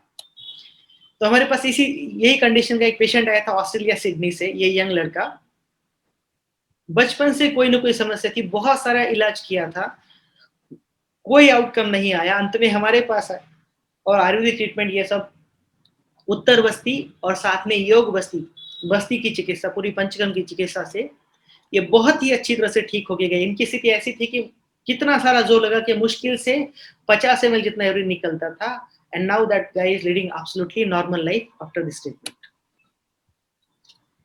ये कंडीशन इंटरस्टिशियल सिस्टाइटिस या पेनफुल ब्लैडर सिंड्रोम, ये भी कंडीशन ऐसी है कि इतने पेशेंट परेशान होते हैं कि 24 घंटे दिमाग में एक ही चीज चल रही है कि बस यूरिन जाना है, यूरिन पास करना है, हर पल वही है। और जब जाते हैं तो यूरिन निकलता नहीं है, बहुत बूंद बूंद निकलेगा, बहुत पेनफुल होगा, ऐसी कंडीशन। इस कंडीशन के लिए भी कोई इफेक्टिव ट्रीटमेंट आज यूरोलॉजी में नहीं है। इन्होंने काफी सारा, एक मुंबई की एक बहुत ही रेप्यूटेड हॉस्पिटल में काफी सारा ट्रीटमेंट लिया, कोई इंप्रूवमेंट नहीं। और जब हमारे पास आए 4 साल से परेशान थे, तो उस समय उनकी ब्लैडर की कैपेसिटी केवल 117 ml की हो गई थी, जबकि नॉर्मल ब्लैडर कैपेसिटी होती है 4 to 500 ml। और स्थिति ऐसी थी कि उनको फिर वहां से एक बहुत बड़ी सर्जरी बताई थी, जिसको कहा जाता है ऑगमेंटेड सिस्टोप्लास्टी। मतलब बड़ी आंत का, कोलन का हिस्सा लेके ब्लैडर को रिकंस्ट्रक्ट करने का प्रयास किया जाता है उसकी कैपेसिटी बढ़ाने के लिए। ऐसी सर्जरी उनको एडवाइस की गई थी। जब हमारे पास आए तो उनकी हालत ये थी। हमने जब ट्रीटमेंट शुरू किया उत्तर बस्ती और साथ में बस्ती पंचकर्म, तो आप देख सकते हैं जिनको पहले हर 10-15 मिनट पे जाना पड़ता था, ये ब्लैडर डायरी होती है ऐसे पेशेंट्स के लिए बहुत इंपॉर्टेंट क्राइटेरिया होते हैं हमें मेंटेन करने के लिए। तो शुरुआत में ये स्थिति थी, उनकी ब्लैडर कैपेसिटी देख सकते हैं आप, एकदम कम निकलता था यूरिन। और लास्ट में यहाँ पे लगभग 400 ml जितना यूरिन उनका निकलने लगा, और फ्रीक्वेंसी भी बहुत सिग्निफिकेंटली कम हो गई। मतलब जिन्हें सर्जरी करने के लिए एडवाइस किया गया था, उनका बिना किसी सर्जरी के, बिना ऑपरेशन के उत्तर बस्ती और पंचकर्म से वो पूरी तरह से ठीक हो गए। और ये ब्लैडर डायरी उन्होंने अपनी खुद साइन किया उनका। This diary is authenticated by patient himself with his signature. और हमने उनका ट्रीटमेंट किया था अक्टूबर 2016 में, और तब से अब तक he is leading absolutely normal life. अभी वो लगभग 2.5-3 घंटे में नॉर्मली जाते हैं, अच्छी तरह से यूरिन भी निकलता है। तो ब्लैडर की holding capacity, overall functional bladder capacity भी इतनी अच्छी तरह से बढ़ गई उनकी। ये निश्चित रूप से आयुर्वेद में हो सकता है, आयुर्वेद के पंचकर्म से और उत्तर बस्ती से। ये इसलिए बता रहे विशेष रूप से आपको क्योंकि बाकी का पंचकर्म के बारे में काफी सारे लोग जानते हैं, इसके बारे में किसी को भी पता नहीं होता है। तो ऐसी भी चिकित्सा आयुर्वेद में है और इतनी प्रभावशाली चिकित्सा आयुर्वेद में है। जैसे आजकल का सबसे मतलब I would say the most burning issue of this era, recurrent urinary tract infection, बार बार होने वाला मूत्र मार्ग का संक्रमण, या फिर मल्टी ड्रग रेजिस्टेंट यूटीआई। इसमें ऐसा होता है कि कोई एंटीबायोटिक काम ही नहीं करता है, कितने सारे एंटीबायोटिक खा खा के ऐसा होता है कि बार बार इन्फेक्शन हो रहा है और अभी कोई एंटीबायोटिक काम ही नहीं करता है। तो ये स्थिति के लिए भी आयुर्वेद में उत्तर बस्ती और पंचकर्म से बहुत ही सुंदर परिणाम मिलते हैं, बहुत ही अच्छे रिजल्ट्स हम देखते हैं रेगुलर हमारी रूटीन प्रैक्टिस में। ये एक स्थिति हाइपोटोनिक ब्लैडर, इसमें ब्लैडर का टोन कम हो जाता है तो यूरिन का फोर्स कम हो जाएगा, या फिर कभी कभी यूरिन बंद भी हो जाता है। तो ऐसी कंडीशन के लिए भी पूरा फिर से उत्तर बस्ती और पंचकर्म से बहुत अच्छा लाभ मिलता है। इसके अलावा भी और काफी सारे कंडीशन जो शुरुआत में लिस्ट दिया था हमने देखा, जैसे प्रोस्टेट है, पोस्ट ईआरपी स्टेटस है, प्रोस्टेट का ऑपरेशन करने के बाद भी लोग बहुत ज्यादा परेशान होते हैं, तो ऐसे कंडीशन में भी उत्तर बस्ती और पंचकर्म से बहुत अच्छा लाभ मिलता है। तो इस तरह से हमने आज जो डिस्कशन किया उसमें कुछ इस तरह से था कि आयुर्वेद, शुरुआत में आयुर्वेद साइंस ऑफ लाइफ क्या है, फिर आयुर्वेद के जो मुख्य 4 अंग है चिकित्सा के, आहार, विहार, शमन मीन्स मेडिसिन, और शोधन अर्थात पंचकर्म चिकित्सा। फिर पंचकर्म क्या है उसका विस्तार से हमने चर्चा की, उस विषय पे डिटॉक्सिफिकेशन क्या है, कैसे किया जाता है, क्यों आवश्यक है। फिर अलग अलग पंचकर्म में से सभी वमन, विरेचन, सबका हमने विस्तार से चर्चा की। फिर पंचकर्म की विशेषता, उसकी स्ट्रेंथ, उस पर भी चर्चा की। आयुर्वेदिक यूरोलॉजी पर भी चर्चा की, खास करके उत्तर बस्ती पर आयुर्वेदिक यूरोलॉजी की जो उत्तर बस्ती जो चिकित्सा है, पंचकर्म की चिकित्सा, वो कितनी प्रभावशाली है वो भी हमने देखा। तो अभी हम देखते हैं एक छोटा सा इंट्रोडक्शन हमारे इंस्टीट्यूट का।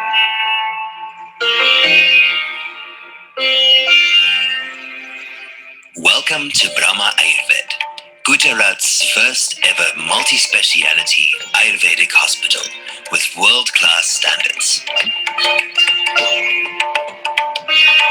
Founded by Drs. Jui and Narayan Shahane. We have multiple theatres well equipped for urology, proctology, Ayurveda and Panchakarma. For patients staying over, there are multiple beds ranging from common to VIP with special facilities. Guests receive excellent healthy food and access to an on-duty doctor around the clock. Here you can receive the best of modern healthcare combined with the age-old wisdom of Ayurvedic medicine. We receive many local and international patients for highly specialized procedures such as the Uttar Basti, an effective cure for urethral strictures, performed in our Ayurvedic Urology Center, the first and only in India. Brahma Ayurved. Follow the most authentic and updated science of life.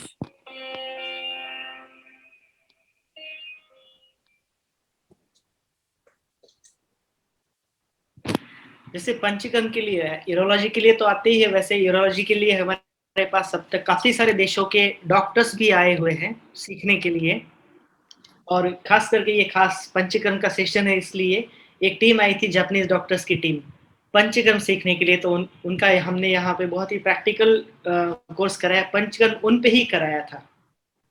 इस तरह से मई 2018 में आई थी ये team. सो अंततः सबसे महत्वपूर्ण इसका हिस्सा है कि Ayurveda not only for adding years to the life but for adding life to the years.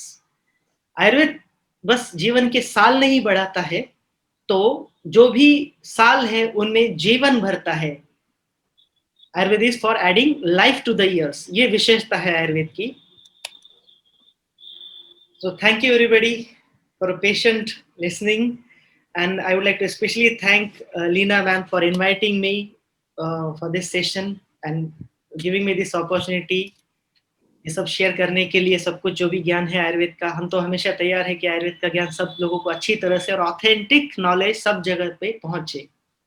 और विशेष रूप से प्रकाश सर का भी, डॉक्टर प्रकाश जोशी सर का भी मैं बहुत ही आभारी हूँ।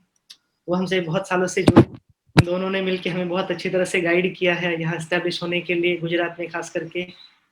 So thank you very much. और अभी Thank you so much. अभी किसी के कोई प्रश्न अगर है तो हम डिस्कशन करेंगे उस पर। हाँ जी, can you please close your PPT? Yeah, thank you so much doctor Narayan. और कोई भी क्वेश्चन है तो अपने ले लेते हैं साथ में। It was really wonderful knowledge. आपसे बहुत अच्छा जानने को मिला आज। और लास्ट में जो आपने कोट किया वो मुझे बहुत अच्छा लगा कि सालों में जीवन नहीं पर जीवन में सालों में जीवन भरने वाला। That was fantastic part of today I think. Yes, anybody has any question? आज कुछ टेक्निकल प्रॉब्लम हुआ है, बहुत सारे फोन कॉल्स मेरे पर आए कि वो लोग पता नहीं कैसे लेफ्ट भी हो गए और रीजॉइन नहीं कर पा रहे। कुछ लॉक मीटिंग या ऐसा कुछ आया है। आई हैव टू रीचेक कि वो क्या टेक्निकल इश्यूज था, पर उसकी वजह से कुछ लोगों को प्रॉब्लम हुई है। यस पंकज भाई। जय श्री कृष्णा। डॉक्टर, तुमने एक one condition that I have, I need to know something more about it, is I've got a condition called diverticulitis, and I've been having that for the last few years. All they suggest is take it easy and don't have anything very heavy meals in the evenings, but there is no other kind of medication or treatment for it. So what would you say on that? By the way, Pankaj bhai is from London, so he might not getting some good medicine over there. Yeah. Okay. Pankaj bhai, actually this requires proper treatment. For starting any kind of treatment, a proper consultation is definitely required, especially for this condition, the condition of diverticulitis. And once we assess the complete status of your health, then we decide the exact line of treatment. So definitely Panchakaram, especially Basti, is really very much helpful for this condition, which resolves this problem up to like significant extent, and your life becomes very easy afterwards. So for that, definitely you need to go for Panchakaram first. Is there any foods that you would say not to have in the meantime before I do kind of consider any treatment?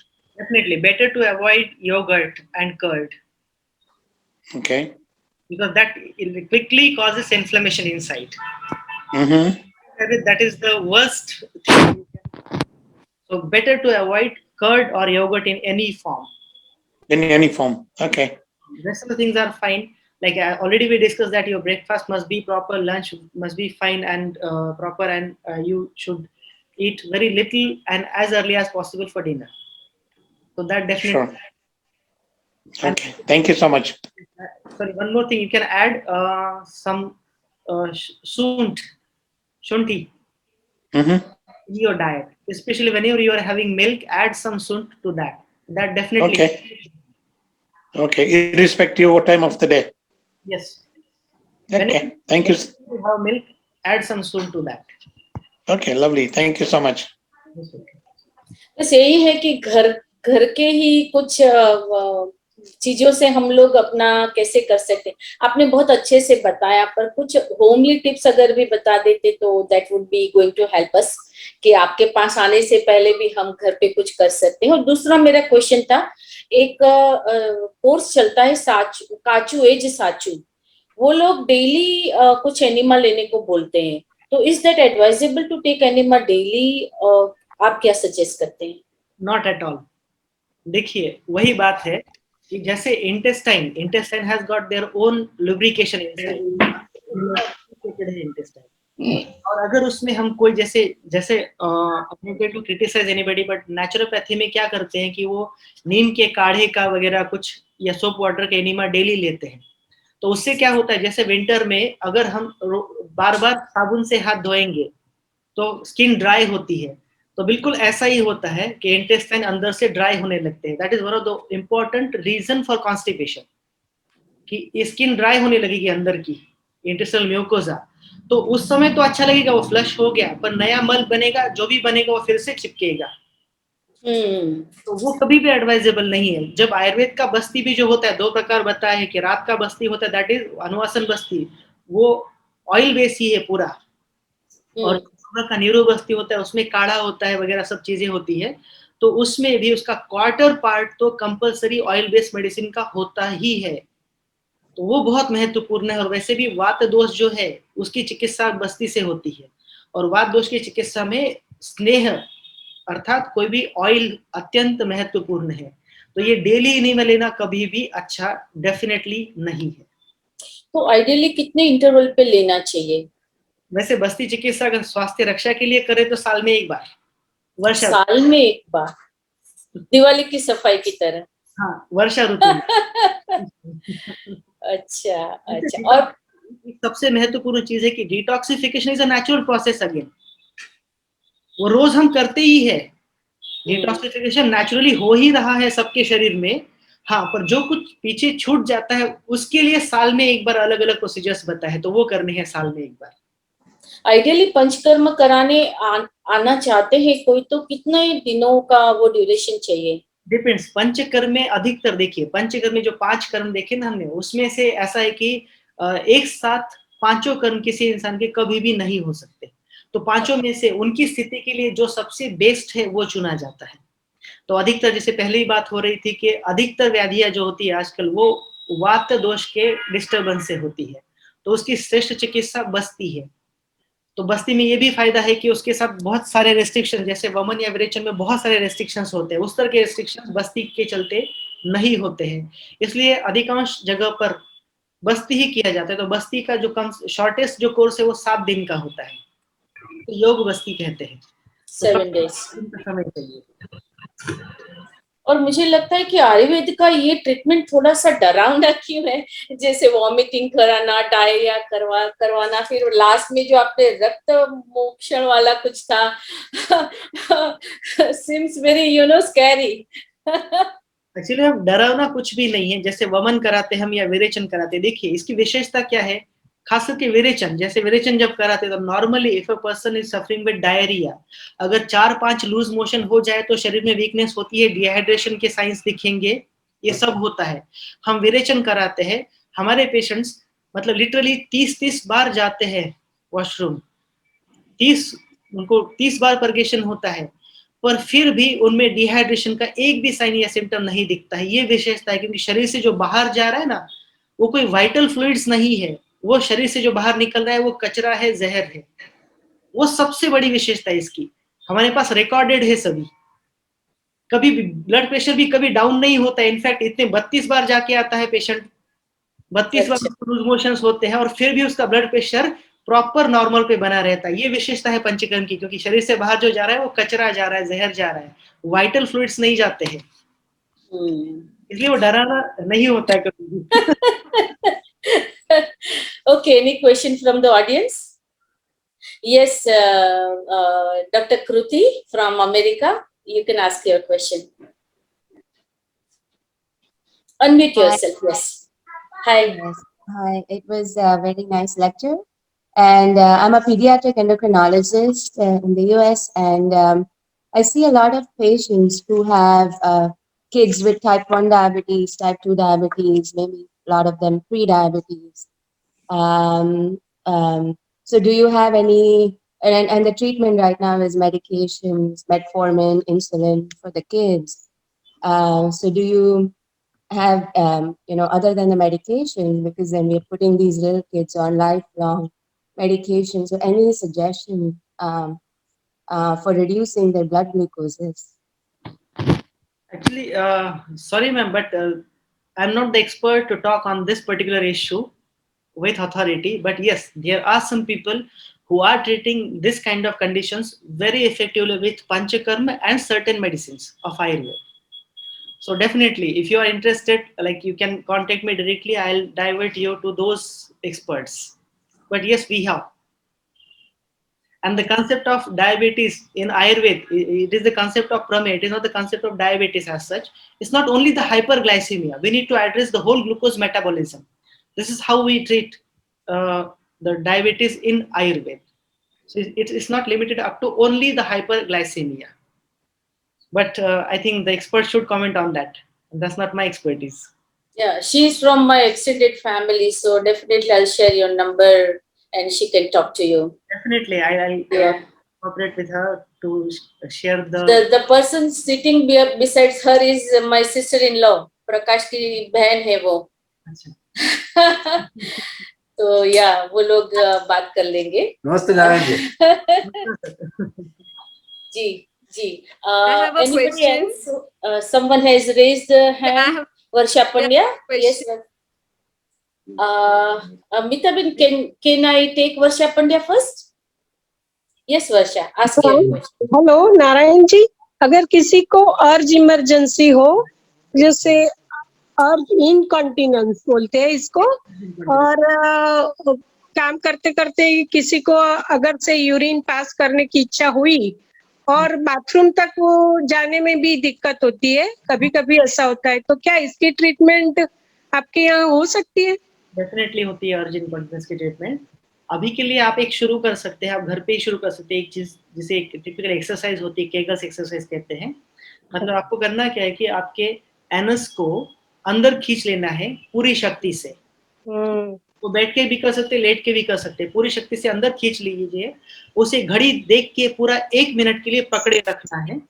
और इस तरह से फिर 1 minute के बाद relax कीजिए, फिर से पकड़िए 1 मिनट के लिए पूरा, फिर रिलैक्स कीजिए। इस तरह से 5 बार सुबह, 5 बार दोपहर को, 5 बार शाम को आप कर सकते हैं, भी कर सकते हैं उसे। तो ये करने से क्या होता है कि बेसिकली पेल्विक फ्लोर मसल जो होते हैं, ब्लैडर के अपने पेट का सबसे निचला वाला हिस्सा होता है, उसे कहते हैं पेल्विक फ्लोर या यूरोजेनिटल डायफ्राम। तो वहाँ स्फिंक्टर है, वॉल्व है, जिसके सहारे अपना यूरिन पर कंट्रोल होता है। तो वहाँ की मांसपेशियों में अशक्ति होने के कारण, कमजोरी होने के कारण ये होता है, इसे अर्ज इनकॉन्टिनेंस कहते हैं। तो जैसे अर्ज आएगी तो बहुत डिफिकल्ट होता है पकड़ना, लीक होने लगता है। जैसे जैसे मांसपेशियों की शक्ति बढ़ती जाएगी, ये एक्सरसाइज से बहुत अच्छे से बढ़ती है। तो जैसे कम होने लगता है। और साथ में बाकी उत्तर बस्ती या पंचकर्म भी करते हैं, और साथ में कुछ मेडिसिन भी है। अच्छा तब तक आप ये तो हाँ, अच्छा, उत्तर बस्ती से भी फायदा हो सकता है? जी निश्चित। Okay, thank you sir. Okay, I am hoping कि आपको जवाब मिल गया होगा। मिताबिन, अभी आप पूछिए अपना क्वेश्चन।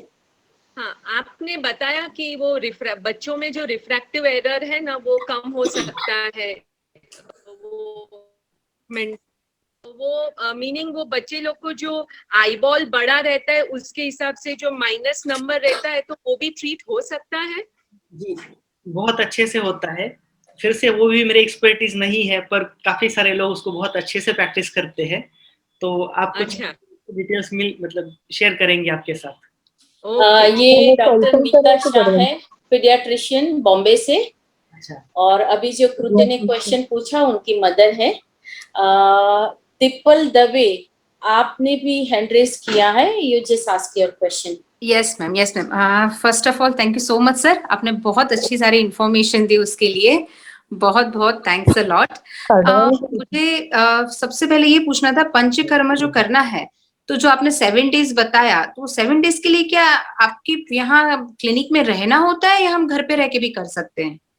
जैसे मतलब स्थानिक लोग जो होते हैं, अगर बस्ती ही करना है 7 दिन का, जो हम कह रहे थे कि योग बस्ती हाँ, या इंडोर होने की आवश्यकता नहीं है, वो सुबह शाम ही ट्रीटमेंट होता है। तो आप जहाँ पर है, अगर वहाँ पे कोई अच्छी फैसिलिटी में भी आप पंचकर्म करवा सकते हैं। ओके, इसलिए क्योंकि जैसे आपने बोला जैसे 30 टाइम डायरिया हो जाता है, तो अगर हमें कुछ होता है, तो अगर हम आपके पास रहेंगे तो हम कुछ बता सकते हैं, राइट? जी सॉरी, इसमें ऐसा है कि ये जो पंचकर्म में 5 चीजें हैं, ठीक है, तो उसमें से वमन और विरेचन तक कंपल्सरी हॉस्पिटलाइज होके ही होते हैं। ओके, जहाँ तक बस्ती का सवाल, तो बस्ती में ऐसा कोई डायरिया वगैरह नहीं होता है बिल्कुल भी, ठीक है। ओके ओके सर, तो वो घर पे रह के भी कर सकते हैं, मतलब सुबह शाम आप आपका सेंटर है, वहां भी ये हो सकता है, राइट? डेफिनेटली, पूरी तरह। आप प्लीज शेयर करेंगे तो हम लोग, आपका सेंटर है वो कहाँ लोकेटेड है, सब तो हम कर सकते हैं। और नडियाद में है, नडियाद में, गुजरात ओके में ओके ओके। और उनका पूरा जो वेयर अबाउट्स है वो मैं शेयर कर रही हूँ ग्रुप में। पर if you don't mind Narayan ji, एक बार जो आपका लास्ट स्लाइड था जिसमें आपके कॉन्टेक्ट्स वगैरह है, एक बार और चला सकते हैं या शेयर कर सकते हैं आप? और सर दूसरा मुझे ये पूछना था, अभी च्यवनप्राश जैसी चीज है, क्या हम पूरे साल खा सकते हैं? ये नारायण जी का पूरा कांटेक्ट डिटेल्स है। आप सभी जो लोग मेरे ग्रुप से नहीं जुड़े वो ज्यादातर नोट डाउन कर लीजिए, बाकी मैं तो अपने ग्रुप में शेयर करने वाली हूँ। थैंक यू सो मच लेना जी, थैंक यू। सर पूरे साल के हम च्यवनप्राश खा सकते हैं? हाँ, वैसे खास करके विंटर में खाया जाता है च्यवनप्राश, और पूरे ओके साल भी खा सकते हैं उसे, उसमें कोई ऐसी समस्या नहीं है। ओके, अगर कुछ भी समस्या नहीं, और आजकल जो हम गिलोय खा रहे हैं कि एवरीडे नाइट को गिलोय खाना चाहिए, तो एक रात को टेबलेट खाने के बाद गिलोय खा के सोते हैं, तो ये बॉडी को ऐसा नहीं है ना कि कुछ ज्यादा अंदर कर दे, या नॉर्मल लेवल में ले सकते हैं हम? नहीं, कोई हार्म नहीं होगा उससे डेफिनेटली। ओके पर आयुर्वेद, देखिए आयुर्वेद बहुत ही स्पष्ट है। आयुर्वेद कहता है कि बिना किसी कारण की कोई औषधि नहीं लेनी चाहिए। इनफैक्ट आयुर्वेद की विशेषता है कि आयुर्वेद हमेशा ऐसी अननेसेसरी मेडिसिन खाने के विरुद्ध है। जब भी कोई ओके ट्रीटमेंट भी होता है तब भी यही टारगेट होता है कि जितना हो सके उतना जल्दी मेडिकेशन बंद करो, ये विशेषता है। ओके, क्योंकि अभी बोल रहे हैं ना गिलोय से इम्यून बढ़ता है system, so like because of that only I ask this question. Thank you sir. ये can you please remove your screen so I can see the audience? ये दीपल दवे थी बेंगलुरु से, एंड सम 1+70 उन्होंने भी हैंड रेज किया है। Unmute yourself and ask your question. Good evening aunty. Yes, good evening बेटा, we can see you. जी मेरे को बातें हैं। यस, परवी। पारवी, या right. Okay. Good evening sir. Very good evening. Sir मुझे पूछना था कि मेरे हस्बैंड जो 35 इयर्स के हैं, उनको एलर्जिक सर्दी बहुत है। मतलब जब भी छींकते हैं तो मतलब 50-60 बार चालू ही हो जाता है, और एलोपैथी की दवा भी लेते उतने दिन बंद हो जाती है, वापस मतलब सीजन चेंज हो तो फिर वापस से चालू हो जाती है। तो इसके लिए पंचकर्म से कुछ परमानेंट सॉल्यूशन कुछ भी? ये पूरी तरह से ठीक होता है। ये आयुर्वेद की विशेषता है। आयुर्वेद की मतलब जिसे कहते हैं ना कि ये स्ट्रेंथ है आयुर्वेद की, ये पूरी तरह से ठीक हो सकता है निश्चित रूप से। तो उसके लिए मतलब पंचकर्म में क्या नस्य के क्या करवाना? नस्य और ओरल मेडिसिन ही होते हैं। ओके, पंचकर्म शुरुआत में कुछ नहीं आएगा, बाकी इसका कुछ नहीं आएगा, केवल नस्य। नस्य मतलब पंचकर्म करवाना पड़ता है कि ऐसे ही उसके ट्रीटमेंट से हो जाता है? नस्य पंचकर्म का है तो एक अंग है ना, 5 में से एक नस्य है।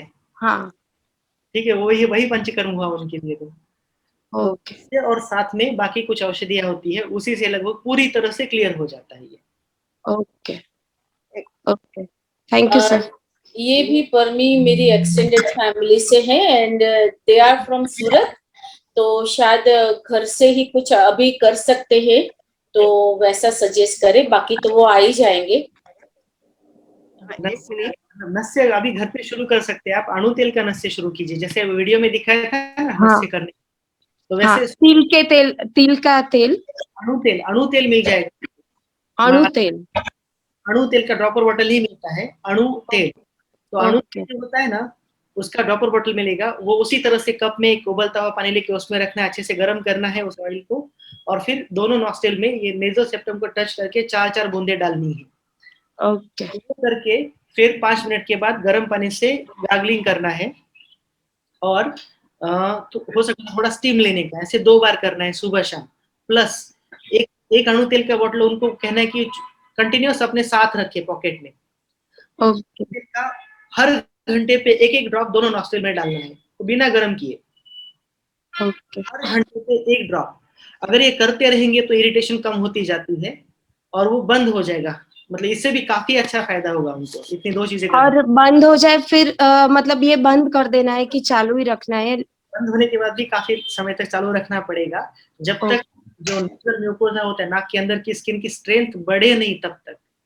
एक बार देखिए, उनको नहीं क्यों, आपको क्यों नहीं होती है तकलीफ, उसके पीछे कारण होता है कि उनके शरीर में नाक के अंदर की जो स्किन है ना, उसकी कहीं पे कमजोरी है। तो नॉर्मली जैसे कोई धूल कचरा जाए नाक में, तो शरीर का एक सामान्य रिएक्शन होता है। It is in fact protective response of the body, की हमें छींक आती है नाक के अंदर कचरा है तो उसको बाहर निकालने के लिए। तो एक प्रोटेक्टिव रिस्पांस है बॉडी का, तो वो कंट्रोल्ड होता है नॉर्मली। तो ऐसे लोगों में क्या हो जाता है कि वो कंट्रोल चला जाएगा, तो दैट विल बी अनकंट्रोल्ड। मतलब 1-2 छींकों की जगह 50 छींकी आएगी। हाँ, 50 आ जाती है। तो उसको ही हमें पहले जैसा नॉर्मलाइज करना है। उसके लिए अणु तेल बहुत अच्छे से काम करता है, और साथ में कुछ मेडिसिन भी है। और ये अणु तेल कहाँ पे मिलेगा? कोई भी आयुर्वेद स्टोर पे मिल जाएगा अणु तेल। आयुर्वेदिक स्टोर पे मिल जाएगा, ठीक है ठीक है। और Parmi, you got your answer? Yeah, I got. Okay, yes नीराजी, Okay, thank you. पूछिए आप. Thank you. नमस्कार हेलो नमस्कार डॉक्टर साहब. डॉक्टर साहब मेरे हस्बैंड को डायबिटीज है और काफी दिन से मेडिसिन भी ले रहे हैं, आयुर्वेदिक मेडिसिन भी ले रहे हैं, लेकिन पंचकर्म करवाना चाहते हैं. तो क्या रहना पड़ेगा वहाँ था? कितने दिन रहना पड़ेगा वहाँ पर? जी रहना ही पड़ेगा. अगर आप कहीं बाहर से, आप कहाँ रहते हैं? में रहते हैं हम, अहमदाबाद से हुआ. अहमदाबाद से हैं, तो आपको रहना ही पड़ेगा अगर यहाँ पे करना है तो. एटलीस्ट कितने दिन तक के लिए रहना पड़ेगा? मतलब एटलीस्ट 7 days, वो तो पक्का ही है. हाँ, कोई बात नहीं, वो प्रॉब्लम नहीं है. फिर जैसे वो डिस्कस करेंगे, हम पूरी कंडीशन देखेंगे, उसके अनुसार जितना भी आवश्यक है आपको गाइड किया जाएगा. ठीक है जी. कोई असल में उससे फायदा होगा पंचकर्म से? निश्चित रूप से. देखिए डायबिटीज में ऐसा नहीं है कि डायबिटीज पूरा मिट जाता है पंचकर्म से, पर डायबिटीज के कारण जो भी शरीर पे उसके जो इल इफेक्ट्स होते हैं लॉन्ग स्टैंडिंग डायबिटीज के चलते, जैसे आगे बढ़ के जैसे डायबिटिक रेटिनोपैथी होती है, डायबिटिक नेफ्रोपैथी, डायबिटिक ये न्यूरोपैथी, ये सब कंडीशंस है ना, उसको हम प्रिवेंट करते हैं. उसका प्रोसेस एकदम स्लो डाउन हो जाएगा या बंद हो जाएगा, रुकेगा. ये निश्चित रूप से होता है. और बाकी आप जितना अच्छी तरह से संभालेंगे उतना अच्छी तरह से शुगर भी कंट्रोल में रहता है. अच्छा, फिर कुछ आप मेडिसिन प्रिस्क्राइब कर देंगे जिससे वो चलती रहे उनकी? ठीक है. नीरज जी बिल्कुल अपने बगल में ही है, तो फिर चले जाइएगा. मैं भी सोच रही हूँ जाने का डिटॉक्सिफाइंग के लिए. वो यही बोलेंगे. अच्छा, मैं आगे क्वेश्चन लूँ उससे पहले मैं एक नेक्स्ट सेशन जो हमारा ट्रेडिशन है उसको रिलीज कर दूं, क्योंकि some people are leaving the session. So let me share the next session first. एक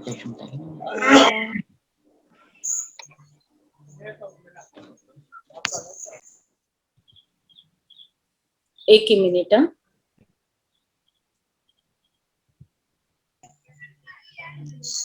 हाँ, सो हमारा नेक्स्ट सेशन रहेगा, बहुत इंटरेस्टिंग है. Life is a journey of choices. Topic तो बहुत अच्छा है, पर ये ऐसे शख्स हैं, डॉक्टर हैं, खुद गायनेकोलॉजिस्ट हैं, पर ऐसे स्पीकर हैं जिनको सुनने के लिए लोग बेताब रहते हैं. और सब्जेक्ट भी उन्होंने बहुत अच्छा दिया है हमें. तो बिल्कुल मत भूलिएगा, life is a full of circumstances, पर हमारे पास चॉइस है कि हम उसको कैसे लेते हैं.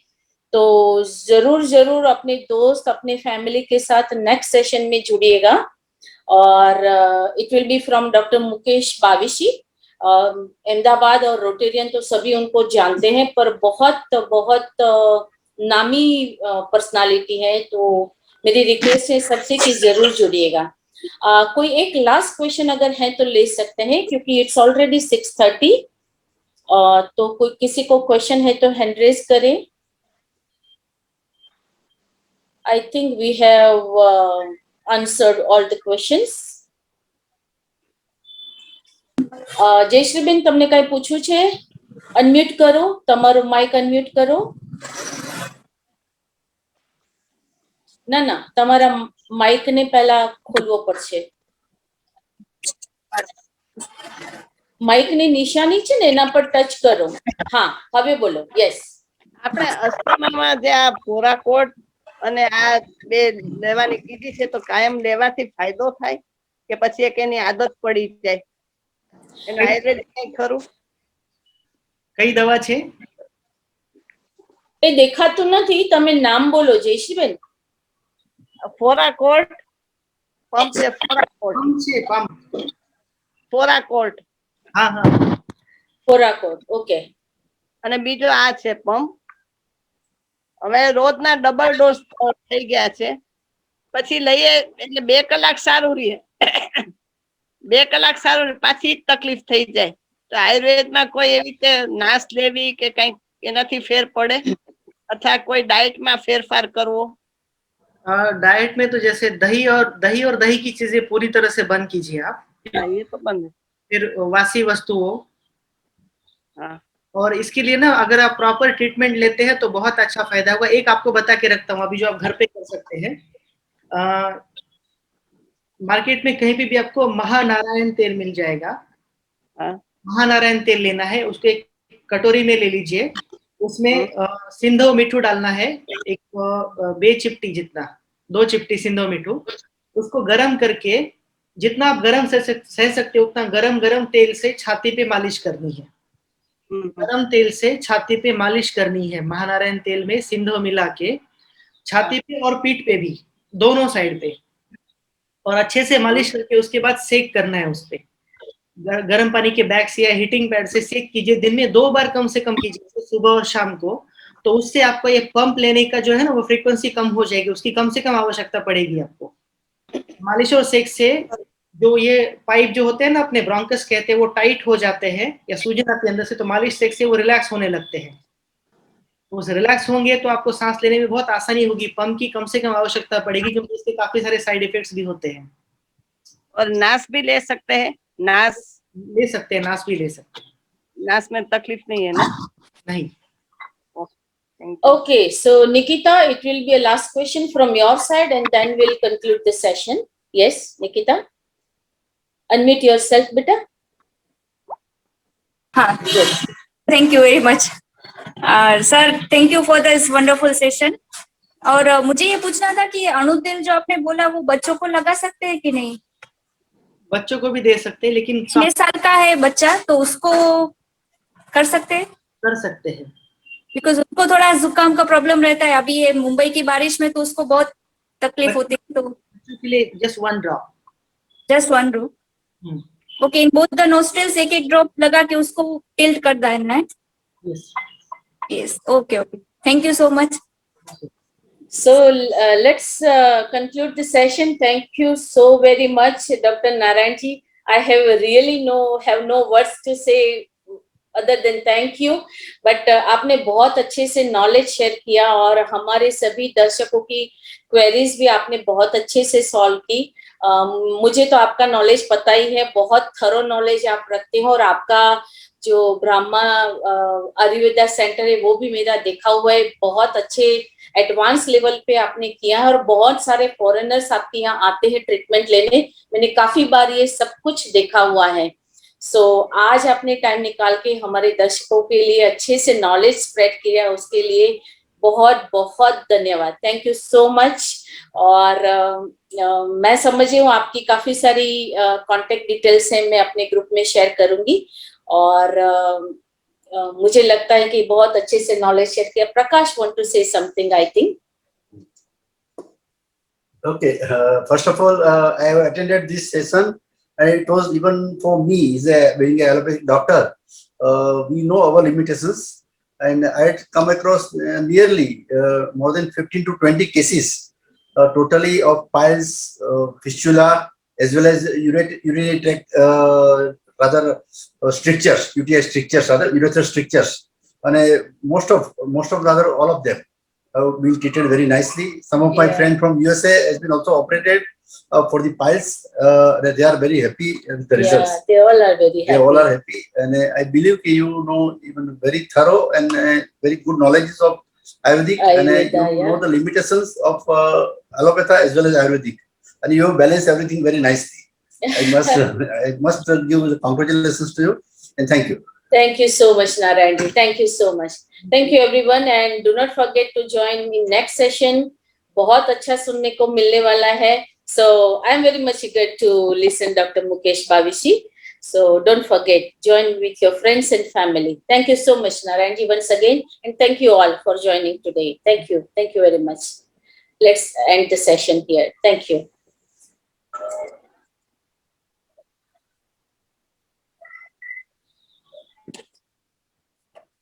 Thank you.